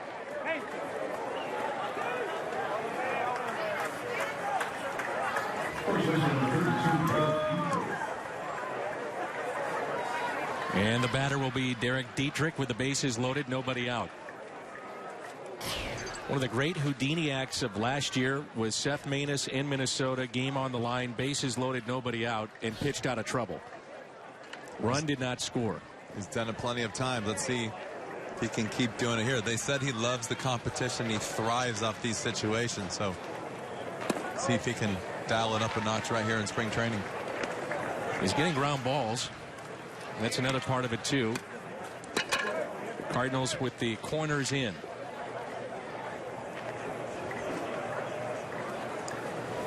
The 0-1. Line to center field. Pham is there. Runner will tag up from third to the plate to tie this game up at 2-2.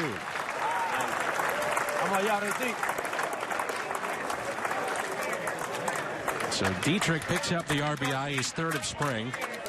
That scores Christian Yelich, and we have a 2-2 game.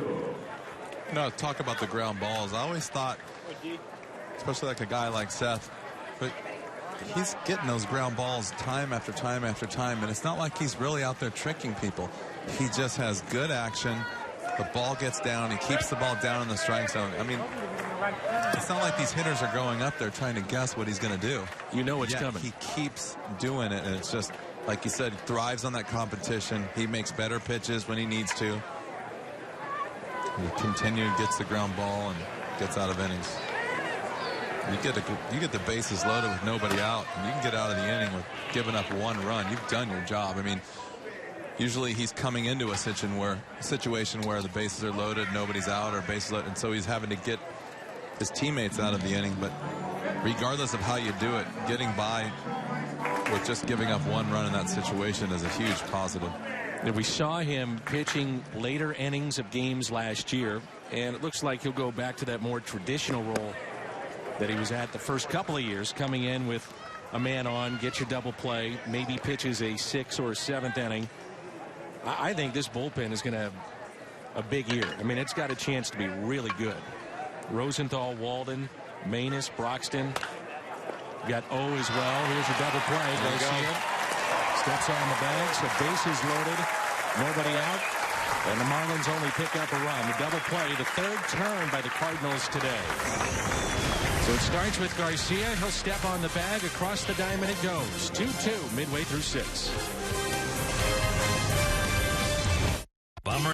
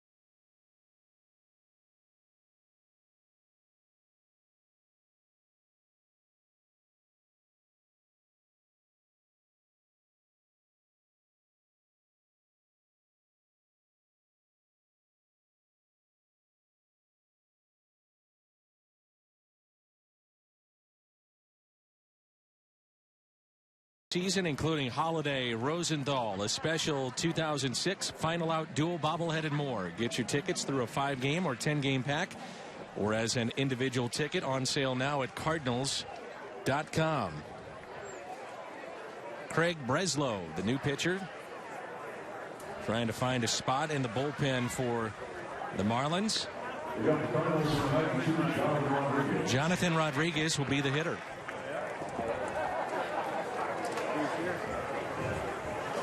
Rodriguez, Molina, and Peguero. 2-2, bottom of the 6th.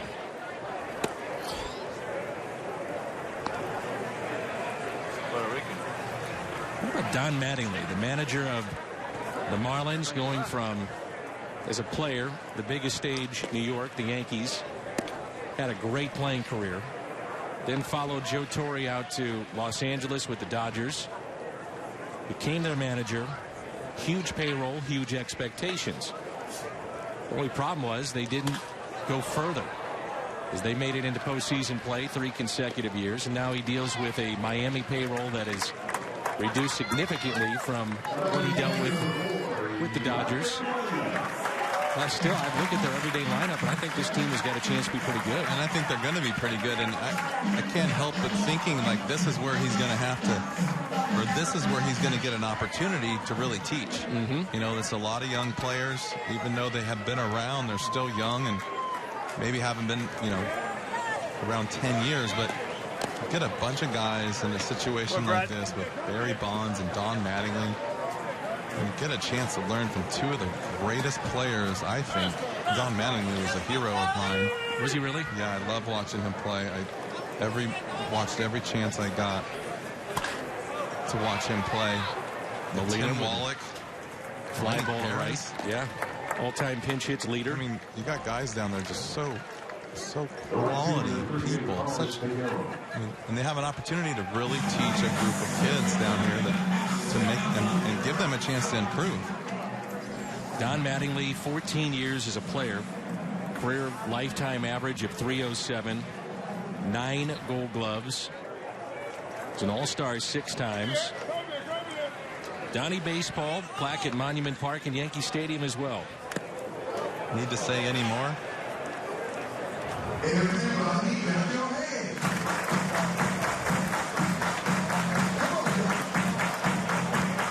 So it begs the question, can great players translate their knowledge into being good coaches? And talk to a guy like Piguero that has fought his way to try to get a chance in the major leagues.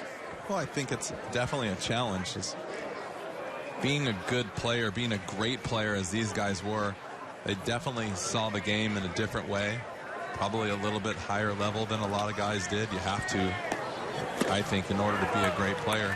So see the transition that they can make to teaching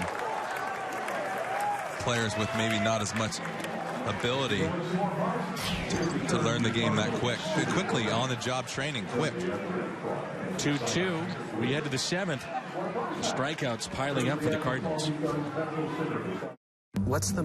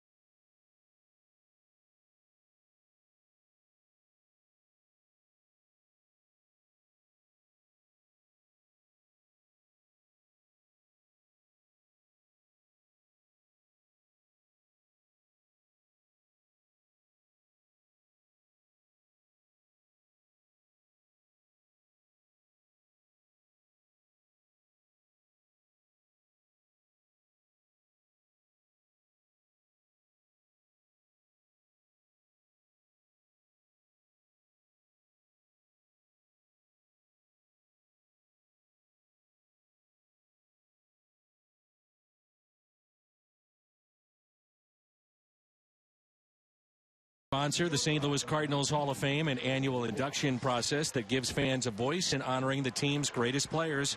You can find that 8-man ballot on Cardinals.com/HOF. Make your selection for the 2 most deserving legends that will go into the Cardinals Hall of Fame. Vote now at Cardinals.com/HOF. I'd love to see that right there, that shot with Mike Leake and his family. Mike Leake, good line today with 5 innings, and now the Cardinals closer, Trevor Rosenthal, notched a club record 48 saves. And you never know, he might have gotten to 50 if he wasn't shut down for the final weekend after the Cardinals wrapped it up against Pittsburgh, and then there was 3 games in Atlanta, and Rosenthal was shut down to get ready for the playoffs.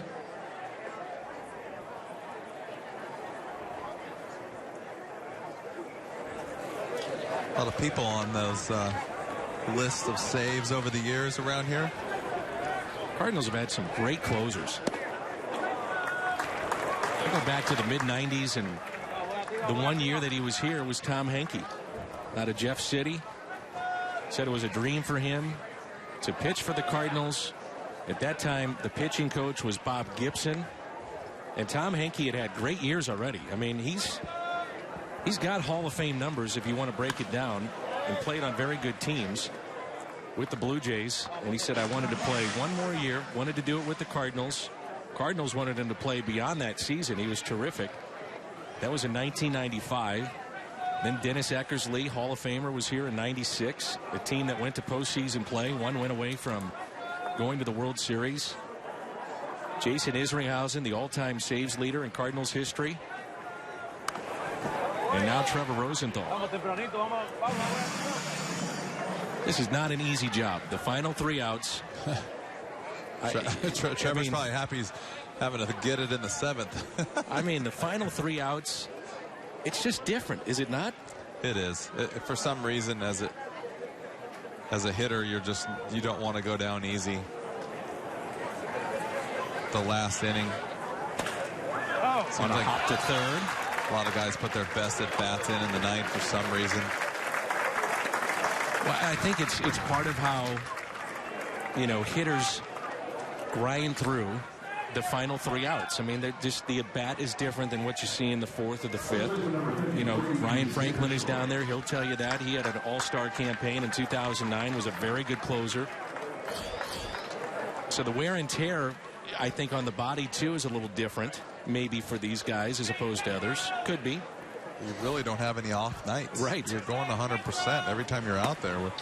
Not like some guys are just out there cruising, but you don't have time to let up when you're always pitching with a 2-run lead, a 1-run lead, coming in on the road with a tie ball game. Hostile crowd. Yeah. This is Xavier Scruggs. Cardinals had him last handful of years and now trying to catch on with Miami. Lee Smith is another one, and the 48 saves, which is now the single season record for the Cardinals, was one better than Lee Smith's 47 in 1991. Why Lee Smith is not in the Hall of Fame, I don't understand it. 478 saves, 3rd most in baseball history. And I'm sure you faced Lee Arthur. Played with him. Yep. Yeah, that's a lot of saves, especially nowadays. Maybe the saves are, I wouldn't say inflated, but more common, where back in the day that he pitched. 2 innings. Yeah, 2 innings. Not a lot of situations where they just threw a closer out there for the save itself. Great cut, baby. Good cut. You'll see nowadays that the starter will be still pitching pretty well in the 8th inning, maybe even in the 9th inning, and maybe with 1 out or 2 out, sometimes they'll bring a closer in. Just sometimes for the stat, sometimes just for comfort. But yeah, I think Lee Smith should be in the Hall of Fame. Now, was Lee sleeping until the 5th inning, and then you guys got him up and said, okay? He made that long stroll down to the bullpen, started to stretch a little bit, get loose. Yeah, I think I only had the chance to play with him 1 year, but I think somebody was in charge of waking him up every day at about the 4th or 5th inning. Neat guy to be around. It was a lot of fun to be around, especially even at the end of his career. You bring up an interesting point, a couple of them here, is that when you think about closers in that day and age, and it's a big reason why Bruce Sutter is in the Hall of Fame. He had a pitch that was legendary in a split finger, changed the game, but also 300 saves. If you go back and look at the multi-innings that he did to get to that point, majority of his saves were more than just 3 outs. So it's a different way in how closers are used. And then you think as a manager, you're trying to make sure you keep that closer happy, get him the stats. Healthy. Fresh. I mean, it's a tricky business. It definitely is. It's more sensitive now than ever. Good breaking ball as Scruggs strikes out and there's 2 down. Lee Smith was in Anaheim, and the first year that Troy Percival was up, first full year, he was ready to become the closer, but they wanted him to learn from Lee Smith for a year. As frustrating as it may be, I'm sure he learned a lot.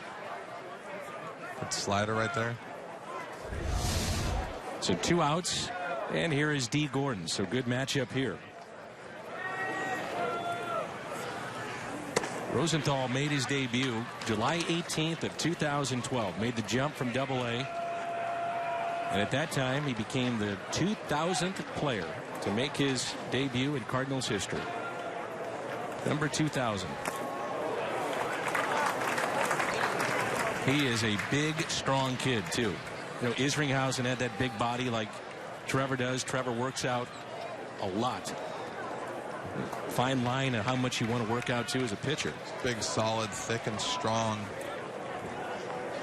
Just got to take that wear and tear. I mean, you have to have some girth to you to be able to go out there and be effective every single night. I was going to say effective every time you go out there. Watch him run. Fun to watch. Cool strides. Standing up, a triple for D. Gordon. A triple on an 0-2 pitch that looked to be up.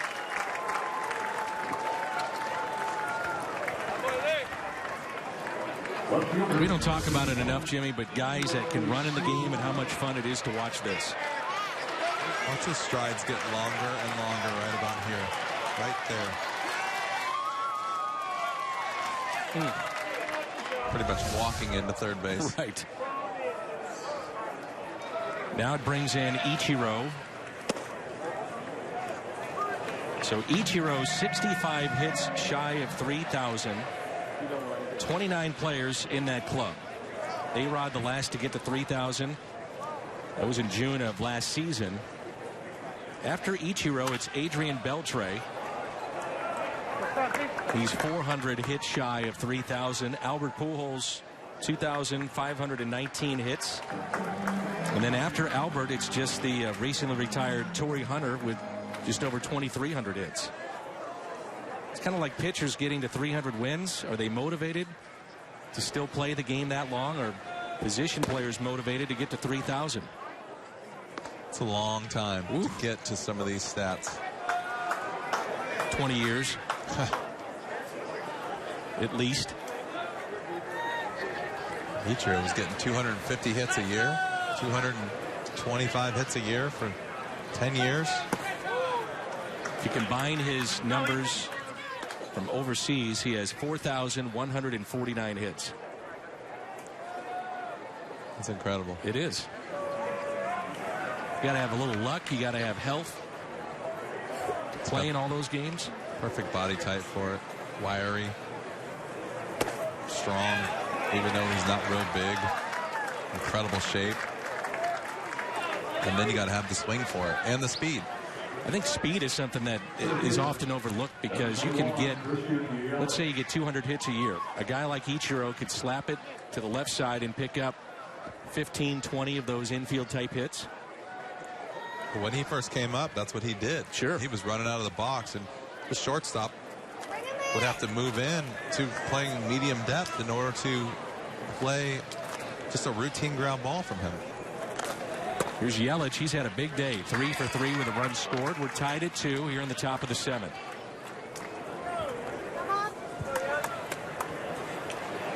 He was a Gold Glove winner in 2014. They have a young outfield and a nucleus of this team that could be very good, with Stanton, Ozuna, and Yelich. Stanton signed a 13-year deal. Yelich, before last year, signed a 7-year extension. There's Giancarlo on deck.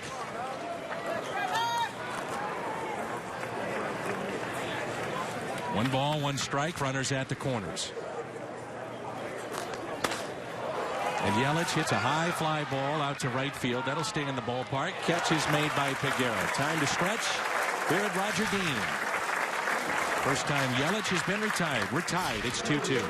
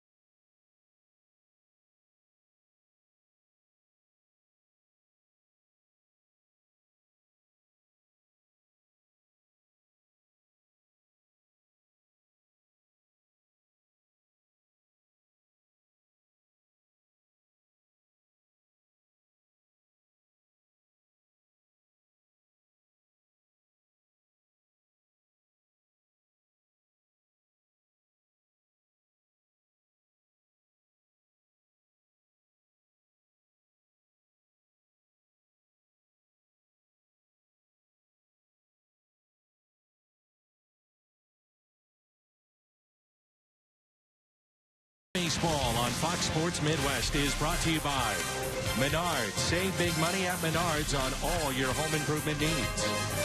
And by your local Hyundai dealers. Visit buyhyundai.com.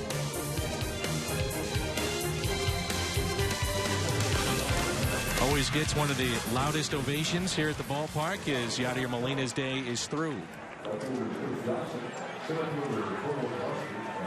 It's the hardest part of your day right there, is running off in front of that group of fans without having to sign and also without interfering with the game right at the same time.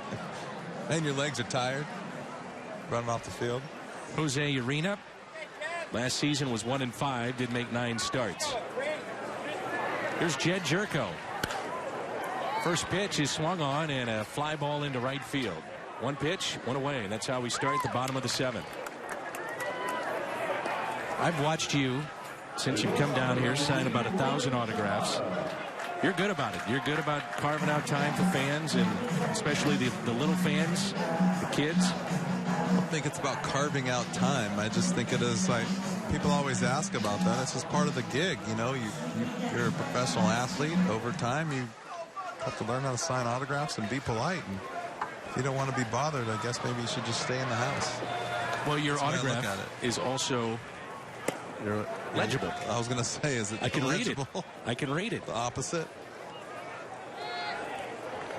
I try to do, you know, that's the hard thing is when you're walking and people are asking you, like today I had to sign an autograph. I was carrying a cup of coffee, backpack over my shoulder, trying to sneak through here. And I feel bad because someone stops you, but I'm trying to get to the booth and I can't sign and walk. Right. It's just impossible to write my name. And then if you stop, you keep going and you have to keep signing autographs. So in order to be on time for work, sometimes you have to keep walking, and it doesn't come out very well. But it's part of the gig, like I said. Kevin Segrist has had a good spring. He's getting loose. We'll see him in the 8th. This has been the debut of Ruben Tejada, who is 0 for 2 and now has his first Cardinal hit. It's always a relief, isn't it? Yeah, that's a big day right there for him, getting that out of the way. I don't care who you are. You come over here on this team, in this situation, there's pressure. Even if it's in your own mind, there's pressure. Good swing, fastball down low, just hit the ball in the barrel and jog to first. It's a good feeling to get that one out of the way. There's Greg Garcia. He's 1 for 1. Garcia was a pinch hitter for Mike Leake.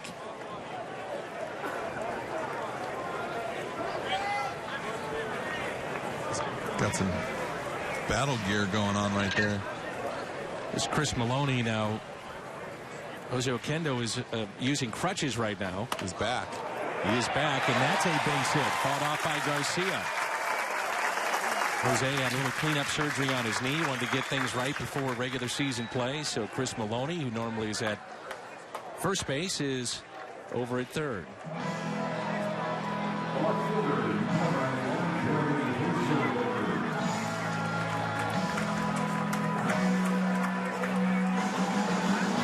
Brings in Hazelbaker. One thing I've noticed in this camp, and we always get asked, well, what stands out for you? What have you noticed? I think the outfield depth potentially with the Cardinals, not, the 4 that'll come north, but Hazelbaker, Peguero, Garcia, these are guys that have caught the attention of Mike Matheny. The outfield depth looks to be pretty good.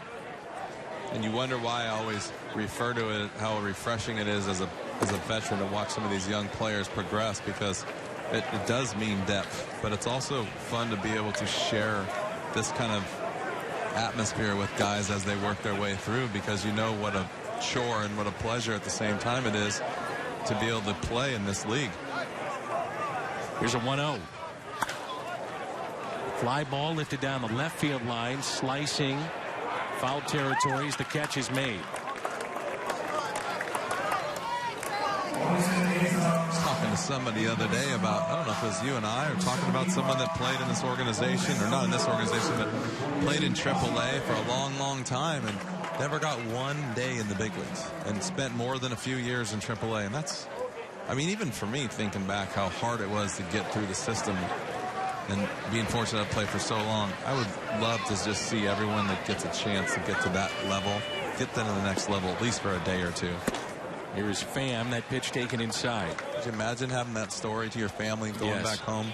Played in AAA, played in the minor leagues for 10 years, played in AAA for 4 years. And they said, you ever play in the big leagues? Not one single day. It's a lot of bus rides, a lot of early flights. Not a lot of money. You know, you're in the minor leagues. You don't make much money. Here's a 1-0 to Tommy Pham.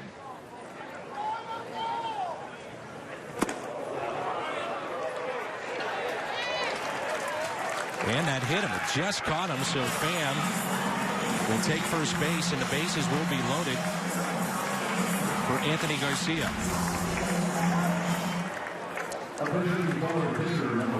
He's got the shirt. If you're going to get hit, I think that's the way you want to get hit. Perfect. No bruises. No bruises. So bases loaded here for Garcia. Rodriguez on deck. 2-2 game. Cardinals with 6 base hits. One thing the Cardinals have done here in spring training, they have 25 stolen bases. The point being, they've made a point to be more aggressive this spring. They've been caught 7 times, so 32 attempts, and that's most of any team, whether it be in Arizona or down here in Florida. 0-1 pitch to Garcia. Pulled foul. We were talking the other day. Everything that Garcia has been hitting is hard. Anthony Garcia's had some really good at-bats this spring, and he has put a lot of balls in play hard. Got a good swing. And it's just like, he seems like he's compact and always on top of the baseball.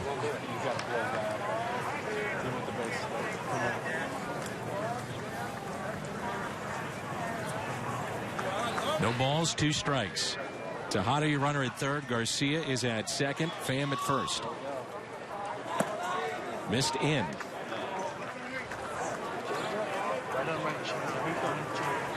It's another crowd that is standing room only here at Roger Dean Stadium.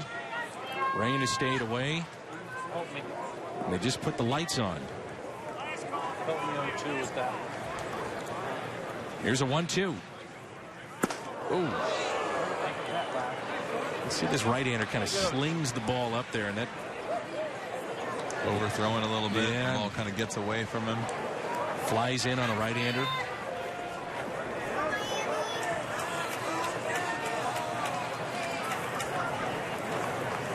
The 2-2. Ground ball to third. Long throw, and just got him by a half step. So the Cardinals strand the bases loaded. We played 7 from Roger Dean Stadium in Jupiter, Florida. Marlins 2, Cardinals 2.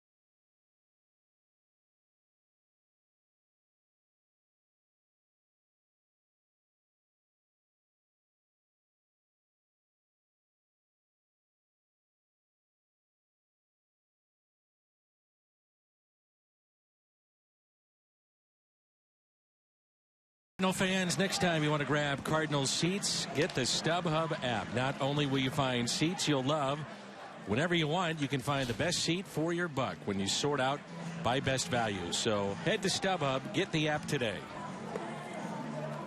Kevin Segrist, 81 appearances a year ago. 81 as he went 7-1 with an ERA just over 2. What do you think, Jimmy? Ideally, you wouldn't want to have a hard thrower like that get 81. You know, you'd rather maybe in that 65 to 75 range. That's a lot of work for him. You know what? But he's that guy that just keeps going out there. Yeah.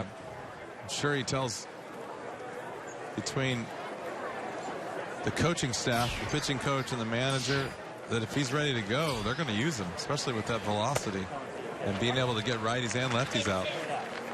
That's what Mike was saying the other day. We don't really view Segrist as a lefty pitcher. Yeah, I know he's left-handed, but the lefty-lefty matchup, we can get lefties or righties out. This is Justin Maxwell at the plate. That's what that velocity and that good changeup that he just threw right there. Tony, the difference between 92, 91, 92, and 94, 95, 96 is so drastic. For some reason, the reaction time is just so much different. Make it hard on both sides of the plate. 0-2, just a bit high. What really changed things for Segrist was a couple of years ago, Gary LaRocque, who runs the minor leagues of the Cardinals, went to Kevin and said, all right, you're not going to be a starter anymore. We understand that you probably want to be a starter, but we're going to get you to the big leagues. So you're going to go to relief. And they also moved him to the third base side of the rubber.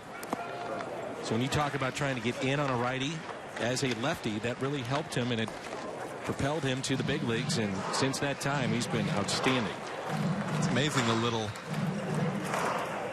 things that you can work on and change and that you just wouldn't think of as a young player.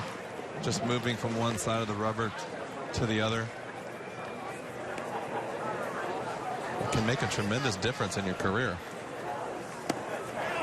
But being able to go in and out, inside and outside to both sides of the plate is, I mean, that's what sets you apart from being in AAA, AA, and being in the big leagues. You got to be able to do it consistently, and you got to be able to do it to both sides of the plate. Where people figure out what you're doing, and they'll sit all over it. 3-2, missed on the inside corner. Had him at 0-2. So Segrist, we know about the velocity, but the changeup is a good pitch. Yeah, I saw that pitch earlier in the first at bat. Throwing 94, being able to throw the ball inside. You can see he's got a circle change grip right there. Just all that arm action, and the ball just doesn't get there. Good down action too on that. Cardinals have talked about an improving breaking ball as well with Kevin Segrist here in spring training, something he's been working on. Here's Robert Andino. Oh, your pitch, kid. It's funny you say that. I'm sure people at home are thinking this. He's improving on his breaking ball, and he's been in the big leagues for what, 2-3 years now? And he's still working on things. Right. It just goes to show you how, for one, how this level is, and two, you're always having to get better. This is not Andino, by the way. This is Chris Johnson. Bounced around a little bit in his big league career with Arizona, the Atlanta Braves, now with Miami. 2-2 game, 1 ball, no strikes, nobody out, runner at first.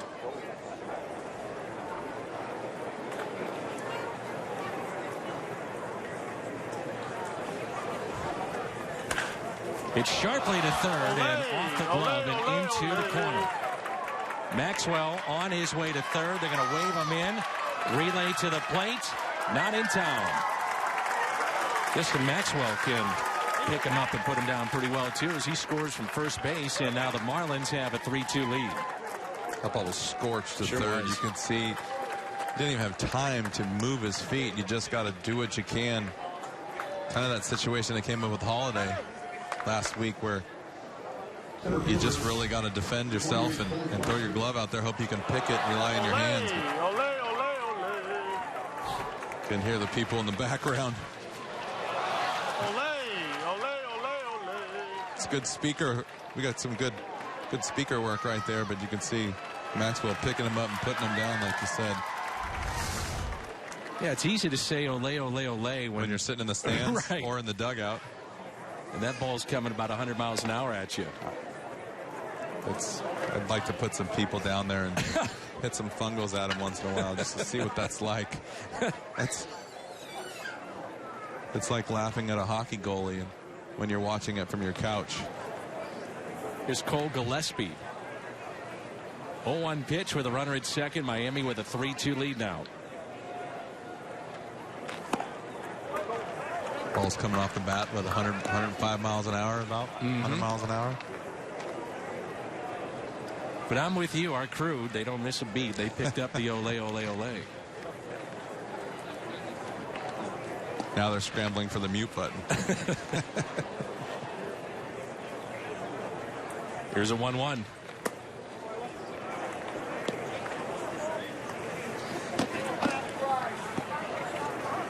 You know, people talk about going to a minor league game as opposed to a major league game, and what you see, what are the differences?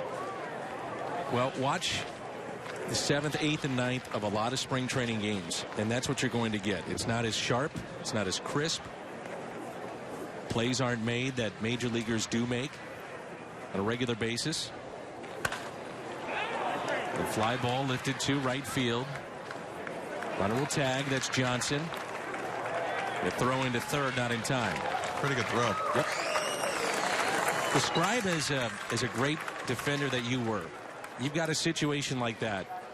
Did you try to catch the ball on the left side of your body so that little split second, because you were a left-handed thrower, maybe get you in a better position? You know what? They teach you that. But for me, I was more worried about just getting my body moving forward. You can see he went behind the ball and played it the way you're supposed to be playing it, which is moving through the ball to get your momentum. But I even tried to go an extra step or two further than that, where I was almost sprinting at the ball. And sometimes that wouldn't allow me to catch the ball on my throwing side. But I got rid of the ball so much quicker than most guys. There's a catch in center. Runner tags and the score. That's Johnson. You can see, I think that's Jeremy Hazelbaker out there. It is. Showing off his talents. Good arm, too. Just really didn't have anything. Tough to get going when you're getting off your belly. Make the throw, but that's a great play.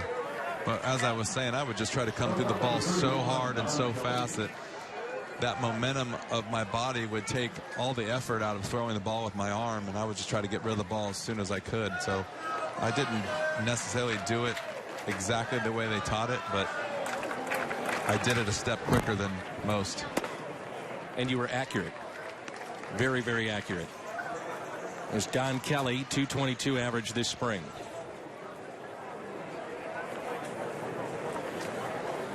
Xavier Scruggs is on deck. There's that breaking ball. 1-1 to count. Fine line of winning in this league, too. You know, it looked like Segrist had a called third strike with the first hitter. And then the ball that is maybe an inch away from being caught down at third. Hazelbaker again in center. He's there. So Miami picks up 2, and it's a 2-run lead, 4-2 Marlins. So we head to the bottom of the 8th.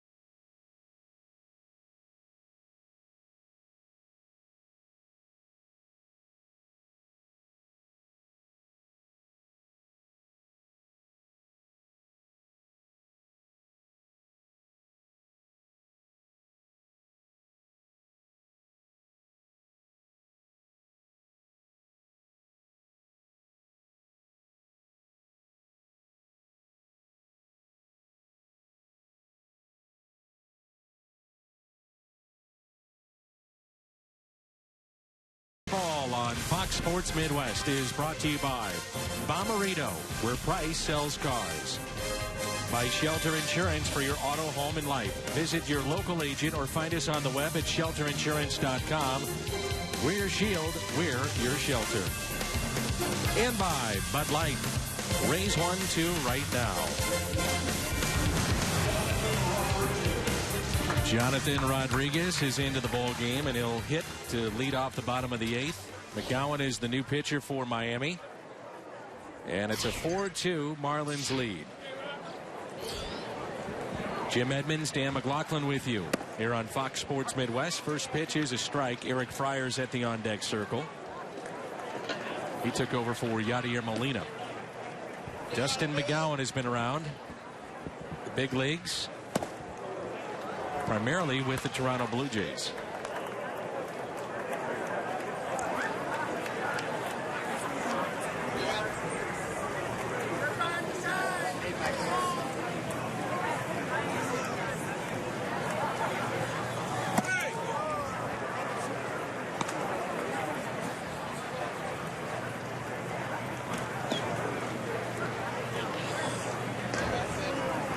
One and two the count. You always hear about the dog days of summer. These are the dog days of spring training for those that especially will head north. Yeah, this is about the middle. Like I said, some guys are ready to go.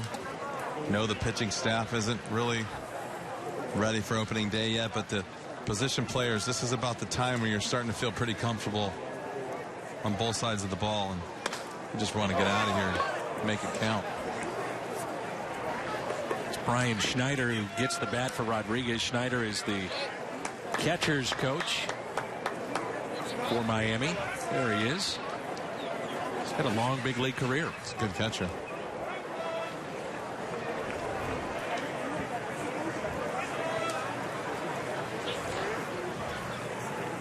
The 2-2. Breaking ball taken just a bit low.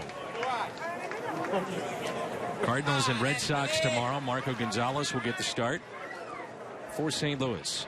Will come your way at noon. 3-2 pitch. Ripped into left, and the tying run will come to the plate.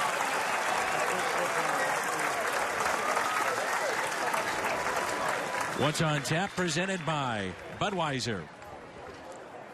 Red Sox and Cardinals tomorrow at noon. We'll have another huge crowd. Red Sox travel well, just like the Cardinals do in terms of fan support. Be a lot of red shirts. But for who are they cheering for? Well, can't quite figure that out. Here's Fryer is hitting 111.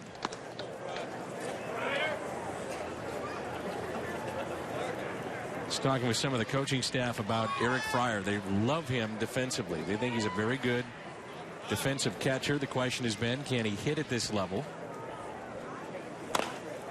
And with Molina not playing a lot early in spring, Cardinals had an extended look with Fryer behind the plate. Also Michael Ullman, good player.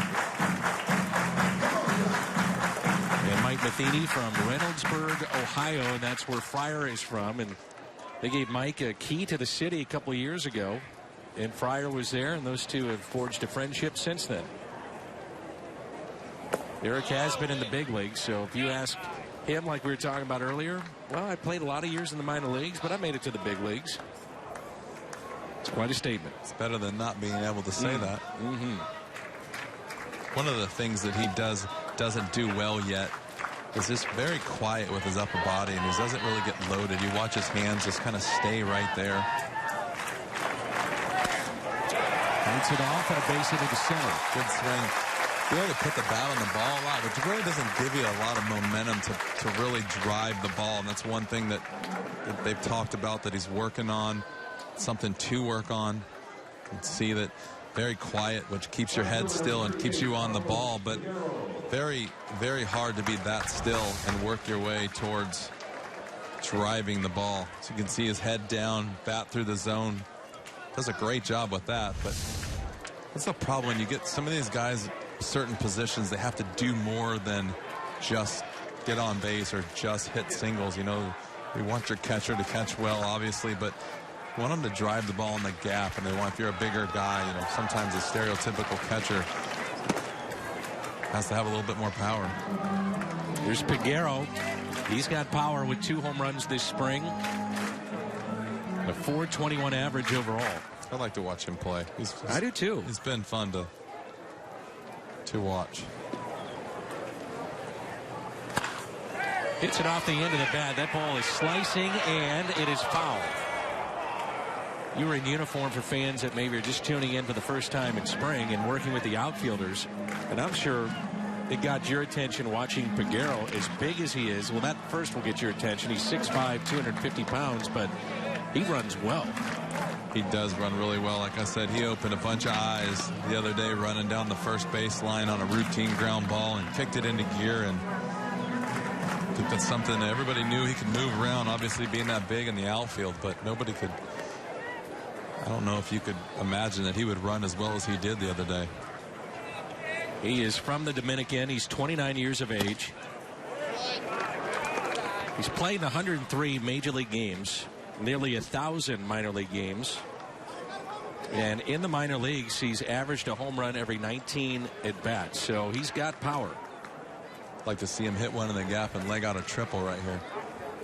Outfield is straight away. They are deep. 1 ball, 2 strikes.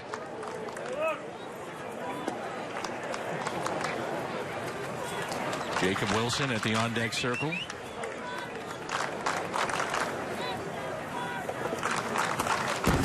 Swing. They've really tried to shorten up his swing. Times he can get a little long. I think you see that with power guys. They can't quite get over the hump to get to the major leagues. They sometimes have that long swing. Well, guys don't realize how strong they are, and they think you have to pull the ball to hit home runs. You stay back on that back leg and hit the barrel. With this size, the ball will go out of any part of the ballpark. And just being patient. I think sometimes when a pitcher doesn't know a hitter with this kind of size, obviously he's got power, and just by looking at him, you think that. And so they're a little scared to throw the ball over the middle of the plate. And sometimes as a hitter, you just have to be patient. You got to wait for a pitch to hit.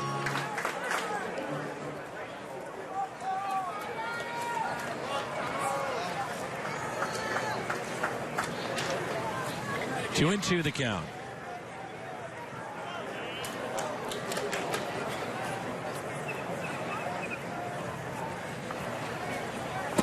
Outside, low.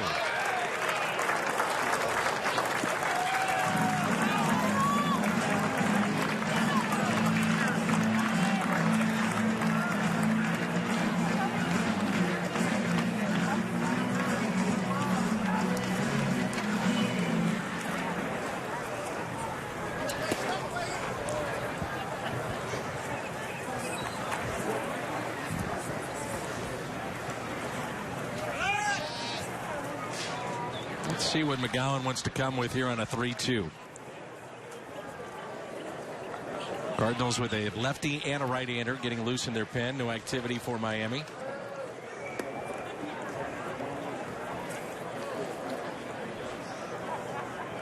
(3-2). Chopped off the plate. Rolling foul.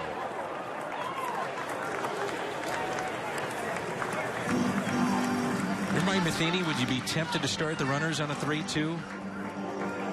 Now, the one thing you think about is a left-handed batter who does swing and miss a lot, and an easier throw for the catcher to third. All the factors that go into making a decision like that. There's thousands of them. I think that you're in spring training. You don't really worry about the triple play as much as you would worry about the double play with the strikeout and throw out. Yeah, for sure. I think I would just sit back right here and maybe see if he can drive the ball in the gap and not really distract him. The runner at second taking off. Swing and a miss. He struck him out. Saved yourself an out right there. So brings in Jacob Wilson. Peguero swung through the high fastball. Good fastball, too. Wilson is rated in Baseball America as the number 23 prospect for the Cardinals in the organization. Been part of the Arizona Fall League a couple of times. Did not participate this past offseason. Hit .231 at Memphis last year. In 89 games, he made the jump from AA to AAA.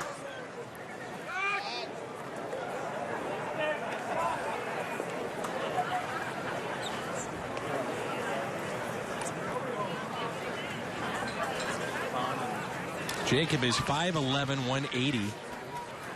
And last year hit 18 home runs, most among minor leaguers in the Cardinals system. Right-handed bat. You think about the future of the Cardinals and what they have on their infield. A lot of lefties with Colton Wong and Matt Carpenter, so that's to his benefit. 0-1 pitch. Hit sharply to third. Out at second. The turn. It's a double play.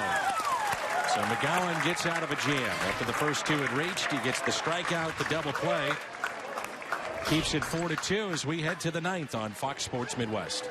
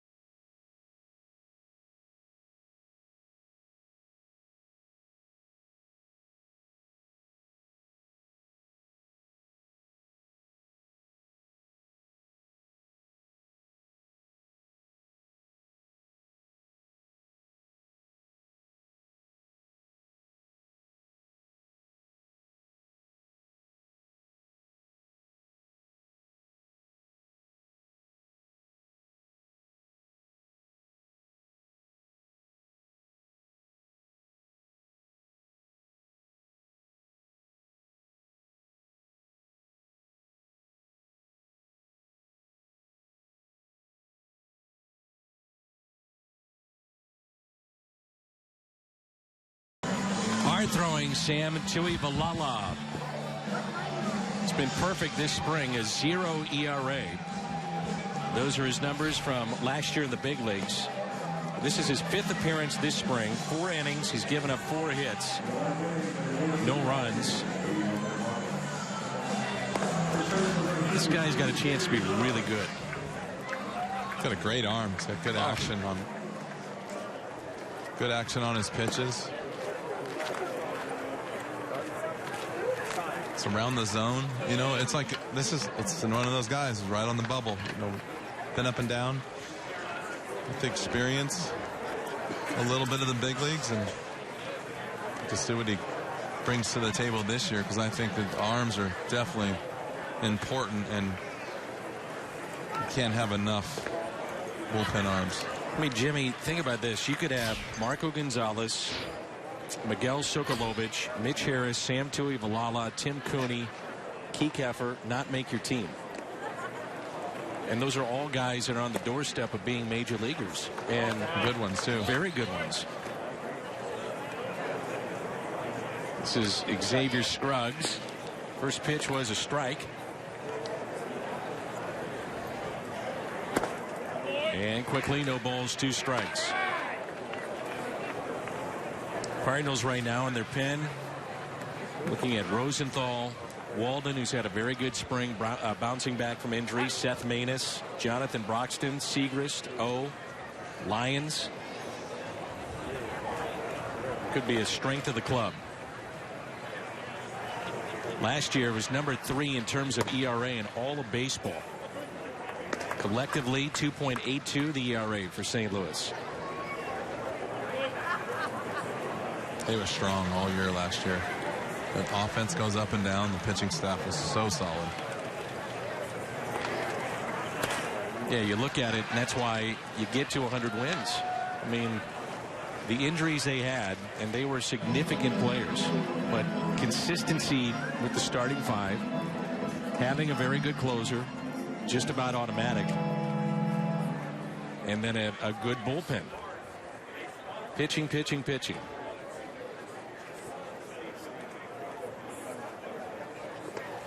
One-two pitch is hit out of play. Go ahead.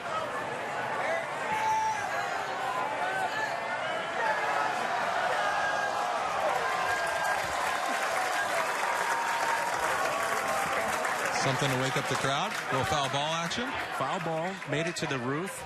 Did not leave the stadium. And then a fight ensued. So that's always fun to... Standing ovation for the foul ball. I like it. That one will get out of play.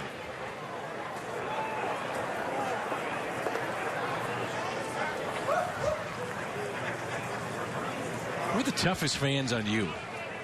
I'd say what, Wrigley with the guys in the bleachers a little rough on you? San Francisco couldn't have been easy. San Francisco was not fun. I didn't like to go to San Francisco. I don't know why. Just, you know, you go to some of the stadiums and people are yelling, to be expected.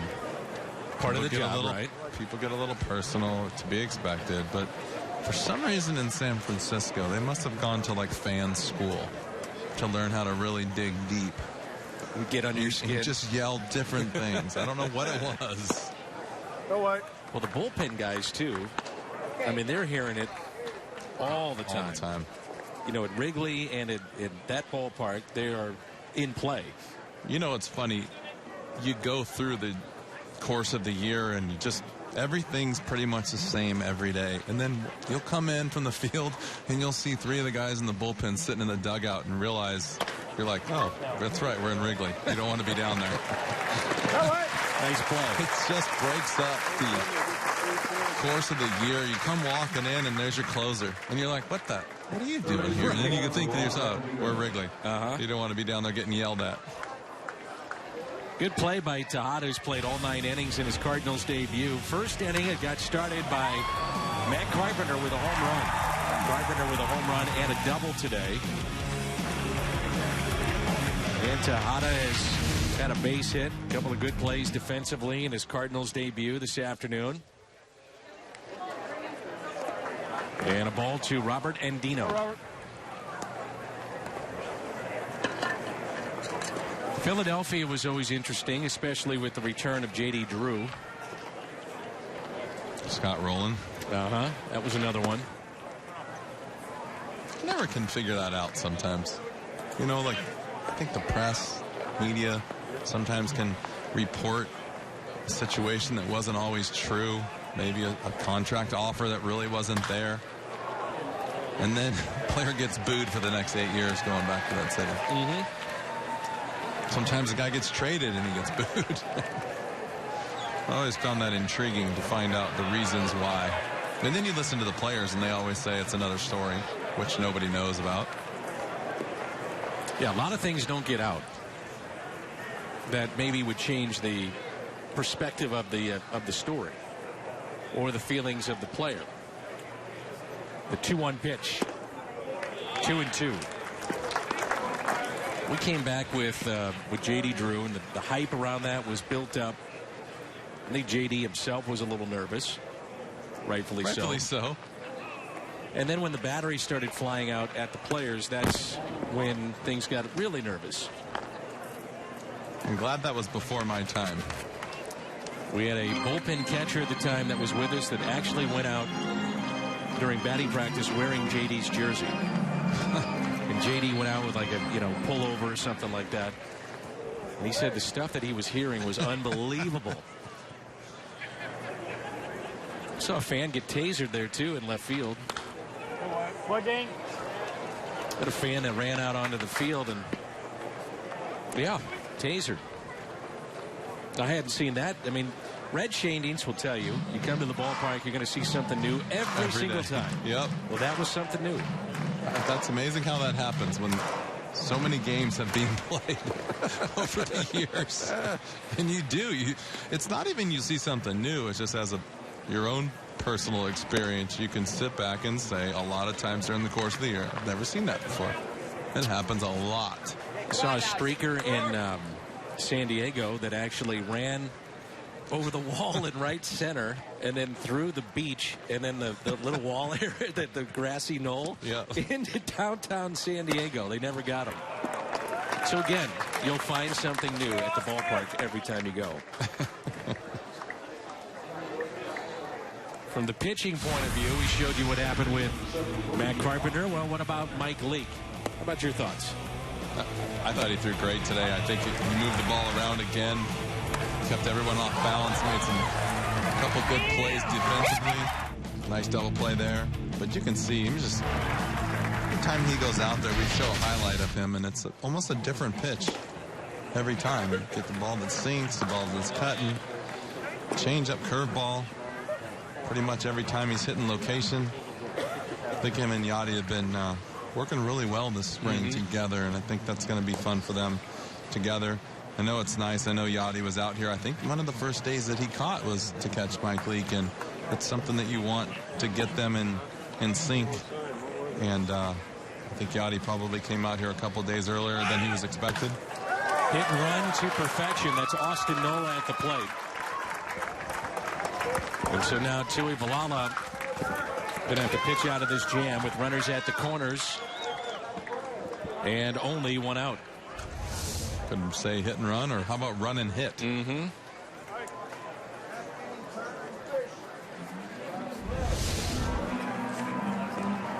Mike Matheny, slow walk to the mound. That'll be it for Tui Valala. So the Cardinals go to their pen. Looks like they're going to bring in Keykeeper, the lefty, when we come back.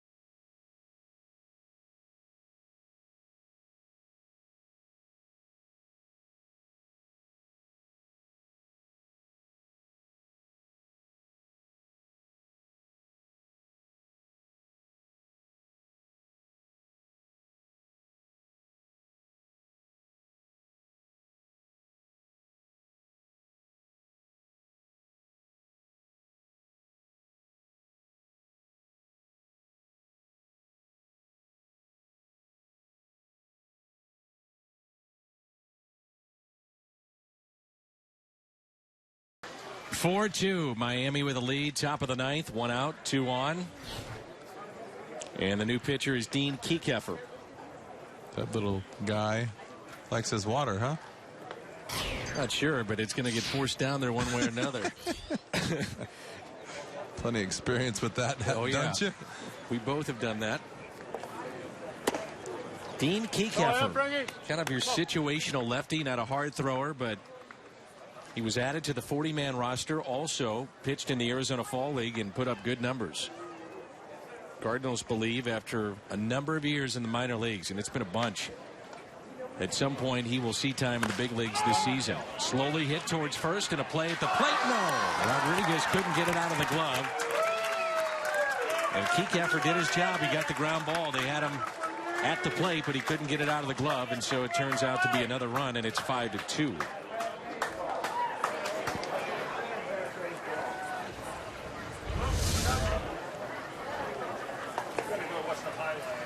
Ground ball here. Looks like a pretty easy play, but That first base glove is so big, sometimes your hands and the ball just get lost in there. And you can see when he catches the ball.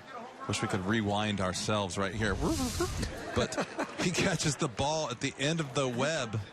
And when you go into, it's the one thing you don't realize, when you go in to get the ball out of your glove, you're usually expecting it right at the end of your fingers.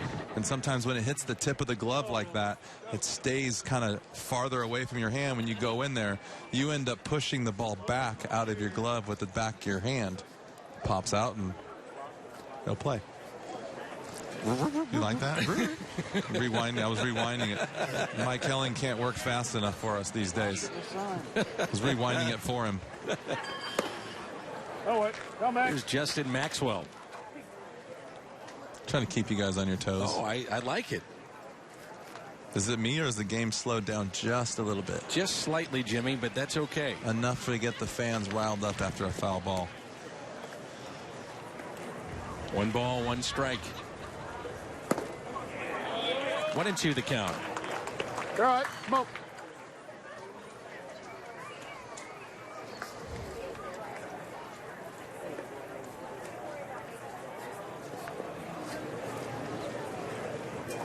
One ball and 2 strikes on Justin Maxwell. Taking inside. We're going to have a lot of fun this year. This is your final game of spring training, and then I'll hook up with you, I believe, in San Diego at the end of April. We've had some fun.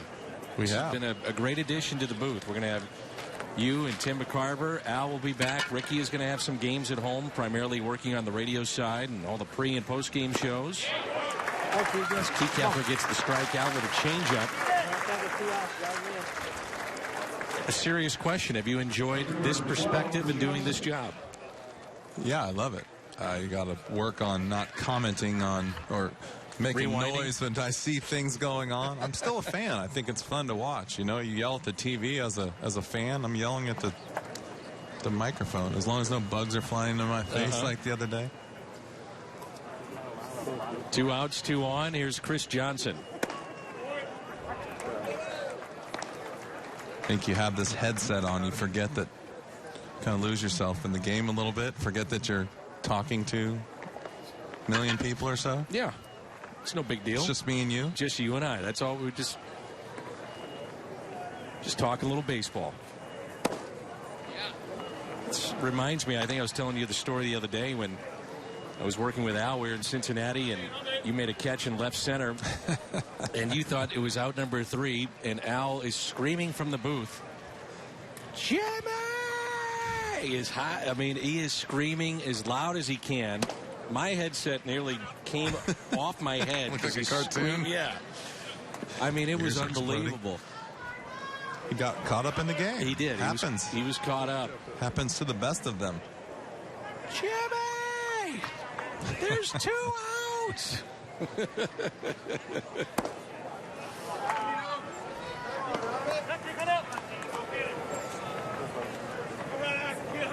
So our perspective on these games is going to be a lot of fun. Couple of pitchers, but they're lefties. They're a little wacko. We've got an 8-time Gold Glover in Jim Edmonds in center field, and then we have a catcher from the 1960s.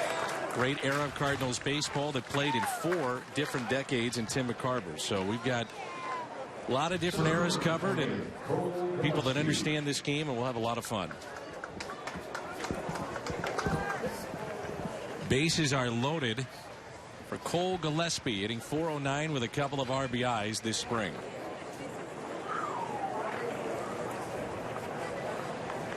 Keycapper trying to send us to the bottom of the 9th and keep this a 3-run Miami lead.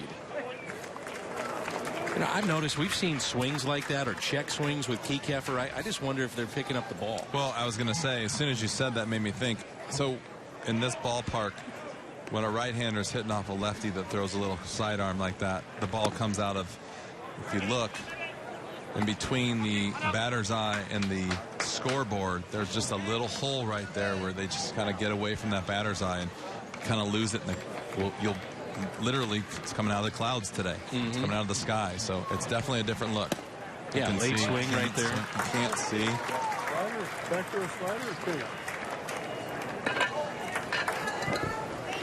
and you can't really see that well. It's funny, it's because it's the cross-handed guys. It's righty versus lefty, and sometimes lefty versus righty.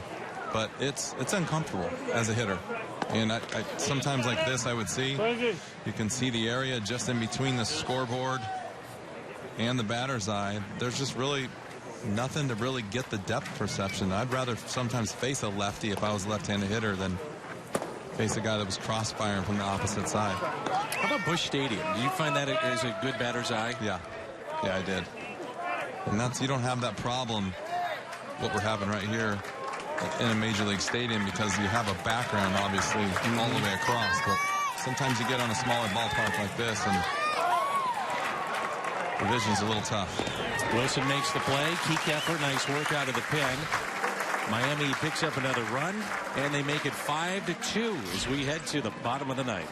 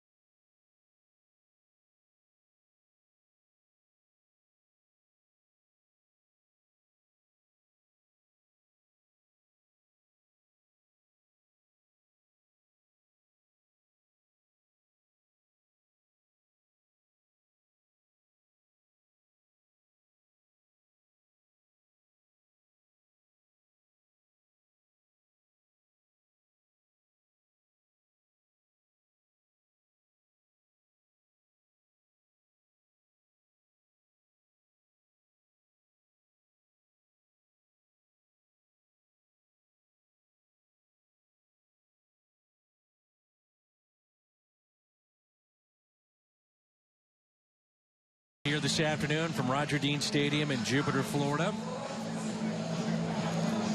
Just another red shirt in the stands. Bottom line, that's all. There's some red on it. You know what, Mike Helling, you're going to find this during our games, is Agando. Doesn't even sound good. Well, he went to KU, so all he wants to do is find people that have Kansas shirts on. And then Tom Mee, our director, who grew up around the Minnesota Twins. Not here right now. Right. He'll find people that are wearing the Twins hat. So just so you know, that's why they do. Are you saying ignore it? Yeah, don't even address it. I just texted you. Yeah. 5-2 Miami. I just saw your post. I think what we've seen from Ruben Tejada is steady. You know, that's what you're going to get. The first thing I noticed today is he looked comfortable. In the first inning, I was watching the infielders, and everybody looked a little like they were looking around and kind of figuring out what was going on, and he was standing out there comfortable with his glove off and doing what you expect a normal shortstop to do, or an infielder, and kind of looked around at the other guys, and they kind of looked a little stiff and was kind of staring at the catcher, where he was kind of getting his bearings and just kind of getting his feet set. And there's a lot to be said for that. Meffy Agando is your new pitcher for Miami. And a career minor leaguer. Nearly 200 games, a record of 19-19. Tejada had a base hit up the middle his last time up. 1 for 3 today.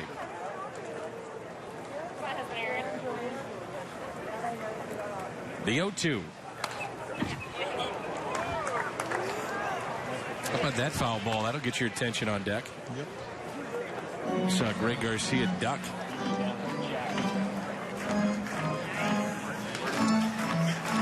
There were years, I remember Albert Pujols, where Greg Garcia is situated right now on deck. He'd be 10 feet even further closer to home plate, just trying to look like maybe get kind of timing or whatever he could from the pitcher, maybe pick up something. You also get a feel out there of where the foul balls can and cannot go. Right.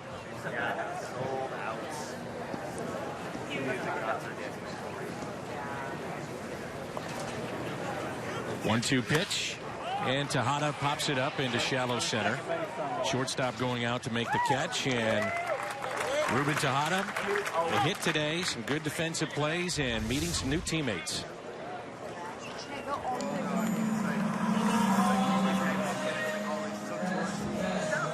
It's a good person to introduce yourself to. Yep. And then there's Carlos Martinez. He's always having fun. Having a good day. Mm-hmm. One out, nobody on. Here's Garcia. Lines it into center field. 3-hit day for Greg Garcia.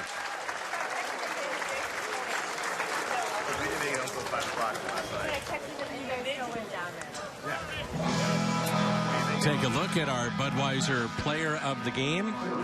Today's starter for the Cardinals, Mike Leake, went 5 innings, gave up a run, struck out 4. He's your Budweiser player of the game.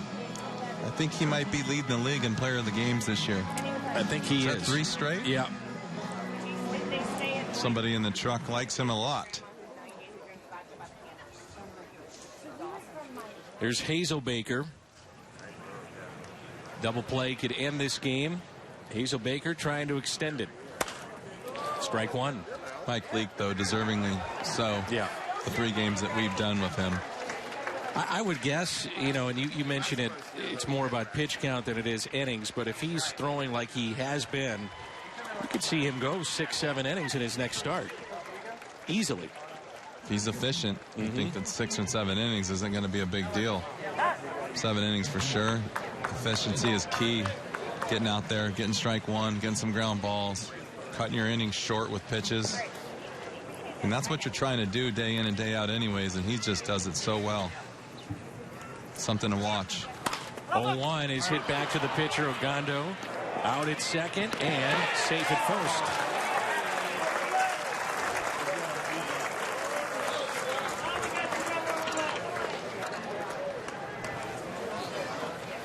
It was almost like a changeup coming back at the pitcher. Yeah, kind of hit it off the end of the, well, inside and off the end of the bat a little bit. Hazelbaker flying down the line. Yep. It's almost not fair when you see these guys. They can they get down the line so fast they slow down at the end, knowing they beat it out. Here's David Washington hitting .286 this spring. No home runs, no RBIs. Runner goes. That's Hazelbaker. That'll be fielder's indifference. No stolen base.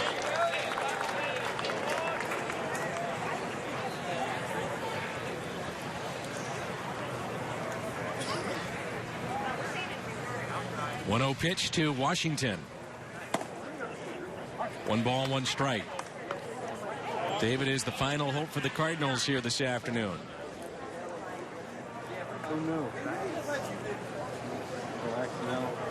How about a bloop and a blast? That's the other guy. That's Horton. Is he the bloop or the blast, Horton? Oh, he doesn't even know anymore. He says it every inning.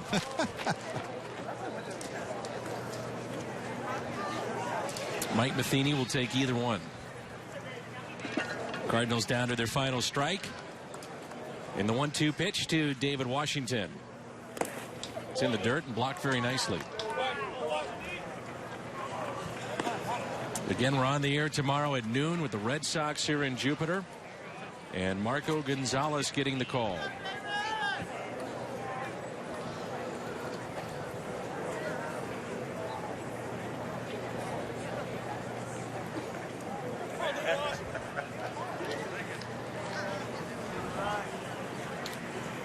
The 2-2.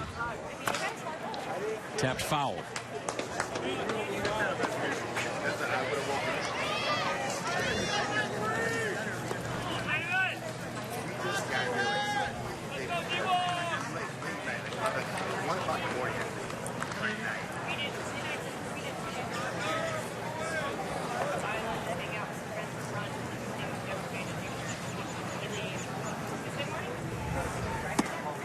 Tried to overthrow it, 3-2. Just a little bit. So he's trying to get down and in right there underneath him. Some guys have that little hesitation. They don't want to go in too far, hit somebody. Other times it's a little bit of an overthrown fastball that gets away. Try it again. 3-2 pitch. Washington just got a piece to stay alive.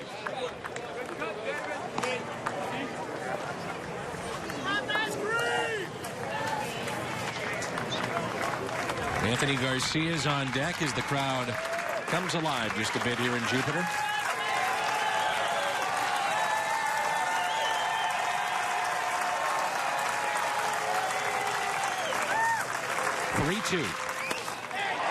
high fly ball lifted out to center field. That'll stay in the ballpark, and this game is over. Gillespie puts it away, and the Marlins hold on for a 5-2 win. Another good game by Mike Leake. Not too much offense last couple days, but there's a lot of spring training left. Overall, just another day at the ballpark. What do you think? Day at the ballpark, another day closer to opening day. We'll be back in a moment. Marlins win it 5-2.